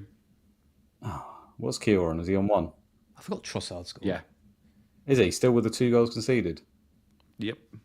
Oh, that's all right. I'll take that. Yeah, Mateta's on 30 BPS. That is so broken. Stupid, isn't it? It's mad. He's been on for 5 minutes. And he's beaten Trossard on 28. That goal does It's deserve a... And that's before his brace, obviously. I I don't know though. I reckon, yeah. I think you should get extra bonus points just for great goals. That's why I like man in the stand. They could just give points for nothing. Or get more points if you score a better goal. Yeah, love it. That's ludicrous, Odegaard baby. off, by the way, on 85. I want more subjectivity, Luke, not less. Well, as long as you're not in charge, mate, because Eze would have got 1 point. Very good. Very good. And Lewis Skelly off as well. Come on, there's another chance for Saka here. Another chance. Oh, yeah, did have one, yeah. Yeah. Waneri owners, he's on. Who for? Odegaard and who was it I said? I literally just told you. No, Lewis Skelly off for Waneri and Tierney. Why have they all got their phones out? What's that weird phone celebration they were just doing? No idea. Didn't like it. Oh, my God. they're all over the place, Arsenal. Rasner's going crazy on the side. Like, he really wants this. It's mad, isn't it? Is he just putting this on for show? Because everyone was saying he was going to play a second string and he couldn't give a crap about this game, but he's fist pumping the whole lot over there. Just shows you, It's isn't good it? momentum for them, isn't it? Well, there you go. It's like everyone changes the narrative around quickly. It's like they're on the beach before this game. So how many points does Glasner get for this? For a draw? I can't remember now. Did you get 5 points for a Is it draw? like 10 for a draw and then the 2 goals? Yeah, doubled. So we get 12. No, they don't double the goals. It's just you get 6 extra points, don't you, for a draw or something stupid? Yeah, but I'm saying, is it table bonus? Is it 10 points for the draw? I can't remember. The ship's terrible. It's Isn't 6. it? It's 6 for the draw, I think, and 10 for the win. Something like that. They get like 20 for a win, and I think they get like 10 for a... Okay. I don't know, something like that. Hopefully, we'll never have to do that calculation again. Yeah. Sort it out, Mark. Come on. 5 bonus on top of 3 for the draw, yeah. So 10 in total then, because they'll get 2 for the 2 goals. That's all right. I mean, some people have hit like 60 points from their AM, haven't they? Yeah, I did. Yeah, that's crazy. See, so that's the only reason you're beating me. Yeah, Jam like that. Moyes and Glasner. That's mad. Absolute It's like, I think I legends. tweeted it at the time. It's like, I know there was reason to do so, but people targeted Liverpool at the peak of their powers for like 3 weeks in a row and like got assistant manager points against them in like two or three games. And he's put his finger up. What the hell? Oh, no, I went with Slot for 3 weeks in a row, sorry. Yeah. Oh, did you? Yeah, because you most vanilla bloke ever. That's harsh. Basically. Well, it's probably... Basically. It's just... Yeah. Do you have 4 tins of Somerset ale in your car, my friend? Do you know what? I don't. Thank you, Luke. I've got your back, This is why mate. we need you on here. to Somerset humble Ale. us. I couldn't think what it was. Orchards Cider. or whatever it's got. Yeah. I'm amazed that didn't cause offence, Andy. Cider versus That's ale. all right, it's fine. God. He was sticking up for me, so I let it slide. FPL Club got 51 with Potter, Howard, and Pep. That's a... I mean, it's cool. It's a trio. It's a good story to tell your grandkids, but hopefully it's not going to happen again because that is ludicrous behaviour. Just getting 50, 60 points from that. Sri says Az wants to bring in more subjective. That was a joke, Sri. I don't really want to bring in points for good goals. Or do I? Matt Francis, each of you, what are the top 3 things that Mark should fix at FPL Towers? Oh, I think we've Teta being on 3 bonus. free hits being activated accidentally. I think Yeah. I think we'd all agree, right? It would be bonus for defenders. It would be the assist rule, and it would be get rid of the ass man. Yeah, get rid of Assman. And like you've been saying for ages, having some kind of first half chips First half of the would be season really chips, Mark. I think price changes being on the site, Transparency. transparency, and ideally for me, I mean, maybe it wouldn't do this, but so I don't have to be the sado checking it at 1:30 in the morning. They just all happen at deadline. I know they're probably not going to do that because they probably want people clicking on. Well, they say clicking on the website. We go to other websites to check the prices, don't we? But yeah, they need to change something with the price changes. I think that would be the most important because it's also like the most confusing thing. If you ever have anyone else come into FPL and try and teach them the game, like the sell value and stuff, like blows people's 8 mind. minutes extra time. That's crazy. Yeah. That's like the hardest bit to explain. It's like, yeah, they do go up in price, but you only get half when you sell, and this is how you tell. And it's like, I still talking about? go on to that bloody transfer list grid thing, and I'm still confused working out whether my player's gonna It's easy when they're all on evens, but when one of them's on an odd selling price and an even one, you're like, well, is that? I don't know. Yeah, we're just used to it, but it's stupid. Oh, Mateta, he should have scored. Oh my God. Maybe I was a bit harsh. Maybe he shouldn't have scored, but that was Mateta to Sar, I think. Oh, that would have been good. Oh. Ooh. Yeah, you're being a bit harsh, but Mateta just bullied Keel there. I'm still getting rid of him. Oh, Martinelli, what was that? I am sick of Mateta. Yeah, going back then, price changes, sort them out so I don't have to be on the website at stupid o'clock, or at least make it transparent. Yep. I think, what else could we do? Oh, Martinelli, Jesus Christ. Oh. Yeah, I think the assists, I'm on about, just not for me, I think for the whole audience, like benefits the whole game, casuals, everyone involved. Assists are just bad. Yep. I can't really think of a third one that's like absolutely crucial, but there's loads of stuff that you could do. Well, getting rid of us, man.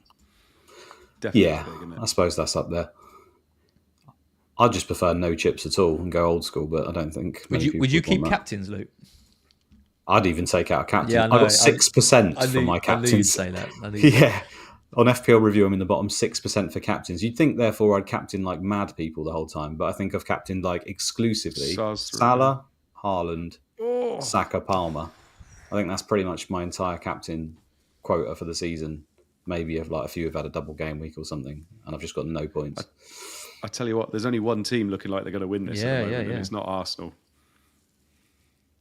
Imagine, though, they push too high. Saka just gets a little breakaway run from the halfway line, dinks it over Henderson. Oh, that's what we want. What's his EO? We're all around the sort of same crappy rank, aren't we? Would it actually benefit us? Saka's is around 100%, just over 100%. Oh, and none Is of he you just got over 100%? captain? Oh, wow. Yeah. So it actually hurt us if he scores? No, I've captained him. Oh, okay. Yeah. Well, I Have definitely you? don't want him to score then. Yeah.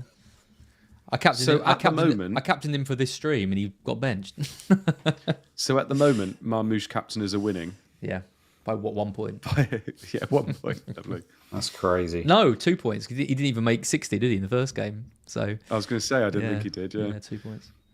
Oh, I feel sorry for those who triple captained him. Triple captain. Yeah. My Haaland 6-pointer against Southampton actually was better than a load of triple captains against Saka, against Ipswich and Palace. Yeah. Unreal. What's your view on that, by the way, Luke, with Marmoush? Was that unlucky? Was it a good idea to triple captain, or was it it's not a good move? Well, he's probably, we don't know for sure. He's probably on penalty. He's got like 180 minutes, Man City double. I mean, if he's trying to get a Man City player to get that many minutes outside of, say, Haaland is really tricky. So I think it was probably the smart move. I mean, I did understand the Saka one because I wanted to do it myself because the fixtures are so good, right? And we see they scored enough goals. But yeah, we're just never going to know. Back to the whole minutes thing. We just don't know whether he would have played if he hadn't that injury or what. So I just didn't want to risk it. Yeah. I think both options were more than viable. I mean, like, who else would you even captain, right? There's only Salah, and he didn't even perform anyway, really, outside of going a bit crazy. Yeah. Lewis triple captain Salah in the 9-0 against Bournemouth when he blinded. Did he?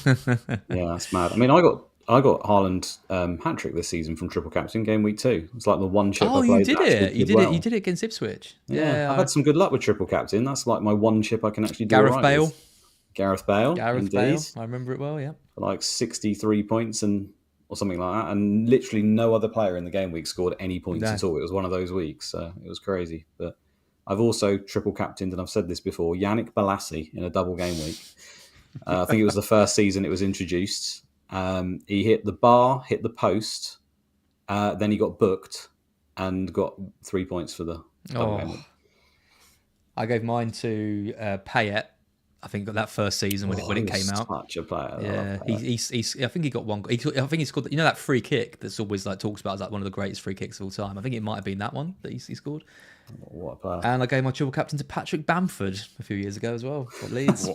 Jesus. People have had Sané when he went off. Was he off injured or just not playing the double? Mane. Oh, the Sané one was bad. Yeah, because that was when they were ridiculous. It was Sané, Sterling. That was when he was benched the second game. Wasn't it? Yeah. I went Aguero, I think, that week. Yeah. Oh, I miss Aguero. He was so good for me.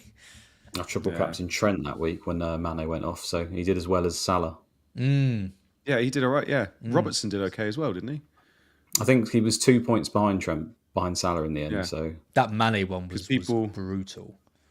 People were trying to decide, weren't they, between double defence or double attack, weren't they? I mean, I do think we'll ever see fullbacks like Trent and Robbo when they were in their prime. They got those 200-point seasons, both of them, and I think they were both out injured for like quite large parts of it as well. I don't think we'll see that again. I think the game just isn't going that way at all. It's crazy because at the time it was like these fullbacks are like overpowered. They're unreal. I know the bonus points were different as well. There was like Marcus Alonso in the league at that time as well. Yeah. Like everyone was playing wing backs, weren't they? Like wing backs were just so in vogue. In vogue. It's all changed around. 500 watching, amazing. I think that's definitely the best numbers we've ever had on a Watchalong. So yeah, thanks for getting involved. Nice. I like them as well because they grow as the stream goes on. Don't they? I like it. Well, it's nice because we're not competing with like the Champions League like we normally doing these. But yeah, we'll be back to normal black box from next week. It's just a bit hard to fit them in around these games and sort out all the tables and stats and stuff. So I appreciate these aren't the normal content, but we'll be back to normal next week. If Mark does me the tutorial video on how to set up the tables, because if he doesn't, then we're never going to be able to do black box again because I have no idea how to do them. You're in charge now, so you can change it. We'll just have no stats at all. No stats, just us chatting. Do you remember, you do the tables, Luke does the Discord. That was it. Sorry. Remember? Yep. Yeah, Luke, come on, pull your finger out. Whiz that I am. Get the Discord sorted. If you are watching and you're interested in getting involved in Luke's Discord, check the link in the description. We'll make sure it's a link that works. That's how we can promote it. I bet it doesn't. I'm having so many issues with this bloody link. Let me check it. It doesn't look right. I think Kiel would be great if he just scored another goal. The link does work. The link in the description does work. I don't think we want that, Luke. I don't think people want that. No, they do. They don't begrudge me that. No, bonus at the moment, by the way. Mateta is clear in the bonus with three bonus. Trossard in second and Eze in third. Kiwior's a bit off of Eze now. So what's that for Trossard? That's 15. That's 22 points, right? He's full time. 29. What? Mateta's on 32. No, I mean total points for Trossard. Must be on the double. Must be on 21, right? 25 you got. You got 25 points. Mm-hmm. Wow. 75 points if you triple captain Trossard.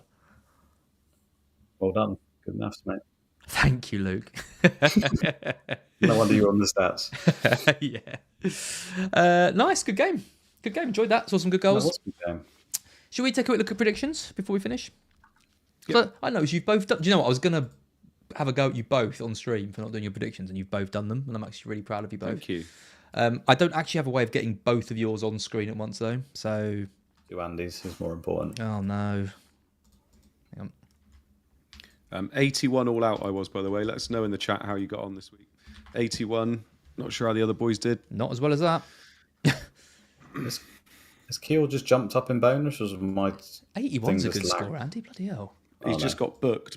He just got booked after the game. Who did? Are you joking? Mateta? No, I'm joking. I'm on 61. Would not even surprise me. 61, which is small red. Kiwior hasn't shot up from what I've seen, but we'll see. I knew I was going to get a red this week, though, so it's not. No, it's just my laggy stream. I got 75. Nice. But Andy's the winner then. What did you get? 420k. 81. And you weren't on free hit? No, bench boost. Oh, okay, you did use a chip, yeah. Okay, mine's not too bad then without a chip. I'll take that. Let me just get the predictions in. This one. Can I just say, as well, right? I had João Pedro as my first sub. So I was actually sitting here thinking, knowing my luck, right, on free hit, I was going to have João Pedro come off my bench for Rashford because he didn't play the first game, did he? He came on in the end. If you got João Pedro off your bench on your free hit for a -1, that would be absolute peak. Yeah, let us know your scores in the chat. Anyone over 100? I see some decent scores. 86, 91 all out, 96 from Shagar. Nice. 92. Nice. 94 on the bench boost. Okay, now you're just making me all feel rubbish now. 68, no chip. There we go. Thanks, Webby. That's a bit more like it. 83 from Good Henning. score, BB. 86. Almost had a Boomone Ruben instead of Saka and Burn, but Mr. T. Unfortunately, you did not. Around 80 seems to be about the average. High scoring week. Right, let's look at some predictions then. Let's take a look at the game week ahead. We've got to look forward. We can't. The game it's over now. It's done. Not even gonna think about it. Chelsea Everton. We've got Andy's predictions on screen. Luke, you can just let us know yours as we go through. I've gone for a 0-0. remember. Do you know what? I'll get yours up on a separate screen, and then I can even remind you. I've gone for 0-0. I just think this is going to be an awful game to start the week. To be fair, Luke, what's your name? Mark 2. Andy. That's it. You've gone for a Chelsea win. Yeah, gone for 1-0. I think Everton struggle to score goals. I think Chelsea aren't in fine form, but I think they'll probably nick it. So, yeah, 1-0. 2-1 for you. Luke? Yeah, I looked at Rob T's implied averages and it looked like a 2-1. That was the depth of my analysis. I feel like you need to get really involved in the predictions next week. I feel like next year the predictions and you are like, like a glove. You just do the office thing. Yeah, like a glove. Brighton West Ham. We've all gone for a Brighton win. I think that is. I thought I was being incredibly optimistic with this. I don't know. I don't know if we're going to win this. I'm so worried about those balls over the top to Bowen. We've all gone for a 2-1. I will bite. If we can get this win, we are back in the hunt for Europe. If we lose this, that's it. We're going to finish 10th. And that's season. I know done. this is selfish, but I don't want Brighton to get Europe. So Thanks, we Luke. might be able to actually pick their players next season. That is what a horrible thing to say. Who would you take? Who would you take from us? What, for next season? All of them. Yeah, none of them as it stands. But yeah, I suppose Pedro Minty could come on, couldn't he? We got so many players still, I suppose. Maybe it's a bad thing. The only player I'd have from United is Fernandes. From Man United? Yeah. No, You say that now, Maguire. but when we sign Osimhen, Obviously, when you sign players, then I might want them. But there's none that I'd want. There's none that I'd want. Maguire, he's no Dunk, is he? Just the worst Lewis Dunk. Oh, disgusting. Newcastle Ipswich. Gone for big win. So I've gone for 2-0, and you've gone for a 3. You've gone for a 3-1, Luke, and you've got double defence. yeah, because I know what happens to my team. Yeah, Ipswich will get a goal. It's wise. Negativity to the end, my friend. I'm hoping that it doesn't happen. That's why I've gone for it. Any temptation, Andy, for the triple attack? No, you love Trippier. For Newcastle, no, I like Trippier. Yeah. I think there's value in one of their wing backs. Southampton, Fulham. Again, Luke has given Southampton a goal. He's not being very generous with clean sheets this week. I've gone for 2-0 Fulham, and so have you. Yeah, I mean, double Fulham defence. Having Leno and Sessegnon, or Leno and Anthony triple Robinson. Fulham defence isn't completely off the cards. I mean, I'm seeing a few people with Jimenez. We were talking about this earlier. Did you say Muniz wasn't in the squad. He wasn't in the squad in the last game. Yeah. He's obviously had a week. Because he was starting ahead of Raul for the 2 weeks before, I think it was. And I had Raul for quite a while this season because he's obviously on pens as well. But yeah, I don't know. I always think of you when I see Jimenez. Yeah, I like Jimenez. But I mean, double Fulham defence might not be that bad. Yep. Southampton keeps scoring there. Yeah. That clean sheet wipeout against West Ham was a killer, wasn't it, for Areola owners? Wan-Bissaka didn't even make it into the team. That was. Do you buy into that whole thing? I don't want to get like on the beach situation, but do you think sometimes it can work in the favour? Like Southampton can just play carefree and just try and score goals, or not? Do you think it goes the other way and they just don't care? I think getting rid of the manager helps because he was awful and they can't have enjoyed playing under him. And I think it must be a little bit freeing to not have that. Like the thing with the new manager bounce, isn't it? It's just like new ideas. It's like a clean slate, get to start again. He's going to go down as one of the worst managers in Premier League history, isn't he? He was absolutely just awful. Like you look at the impact Pereira had at Wolves. I know Southampton's squad, you'd argue, wasn't as good, but I mean, there wasn't. Did they have any good moments at all year? It's hard to say, then. It's just a terrible situation. It was the manager before who come from Luton or whatever. He was up there as well. Oh, that was Martin, wasn't it? God, Russell Martin. No. I forgot his Nathan name. Jones. I'm old. Nathan Jones. Oh, Thank Nathan you. Jones, yeah. Yeah. He's ex-Brighton, I think. Nathan Yeah, Jones. ex-Yeovil as well. Yeah, good lad. Good salt of the earth, good salt of the earth lad, Nathan Jones. Yeah, brought James Bree in. Tyler Dibbling brace in this one. He's bad, but he's no Nathan Jones, says Ollie Sack. Wolves Leicester. This is it. This is where the free hit's going to pay off. No one's got any Wolves players, surely. I'm going in with Kuna and Ain't Nori. So's Andy. Luke's not going to have any. Yeah. 2-0, we both said. Luke, in his classic, miserly clean sheet opinion, has given Leicester a goal. Leicester a goal? They can only score against us. They won't score again this season.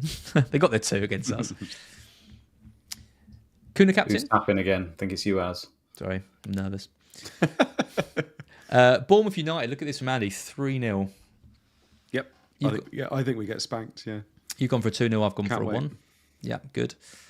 Well, you've got to have a Bournemouth player then, surely. You've got to go for a Clivert or an Evan Olsen if you think they're going to lose. I've got 3-0. Clivert at the moment, but he's on my bench. Yeah, you've got to play one, surely. Yeah. It's hard to see Man United score. I do think the Bournemouth clean sheet feels like one of the more predictable ones on paper. I don't know whether the odds represent that necessarily, but it just feels like especially if we're not 100% of the races or Bruno maybe gets like 70 minutes or something like that. He's like, feels like the only player who can really score a goal, like him and Garnacho's like so erratic. Yeah. We know Højlund can't score, and it's just who's going to score the goals? I feel like Bournemouth clean sheets fairly nailed. Sticking a Kirkes in might not be that bad. Yeah, well, I had Kepa in quite a few drafts because I thought that there's probably going to be quite a few shots from United, but Kepa's got a habit, hasn't he, of cleaning up with ones like that. He's looked really good in the last few games. He's tempting. I mean, or it's Alisson in goal. Liverpool, Spurs. We haven't all. We've all gone for 3 goals for Liverpool. Andy and I have gone for a clean sheet. Luke hasn't. Surprise, surprise. I don't give clean sheets. Alisson I've got Alisson at the moment, but he does feel a bit dull because he's going to get 6, isn't he? He's probably not going to make a huge amount of saves. Whereas someone like Kepa or even someone like Leno, I think Southampton might have chances or a couple, but obviously if they get it, then he could get a big haul. But depends which way you go. I'll probably go.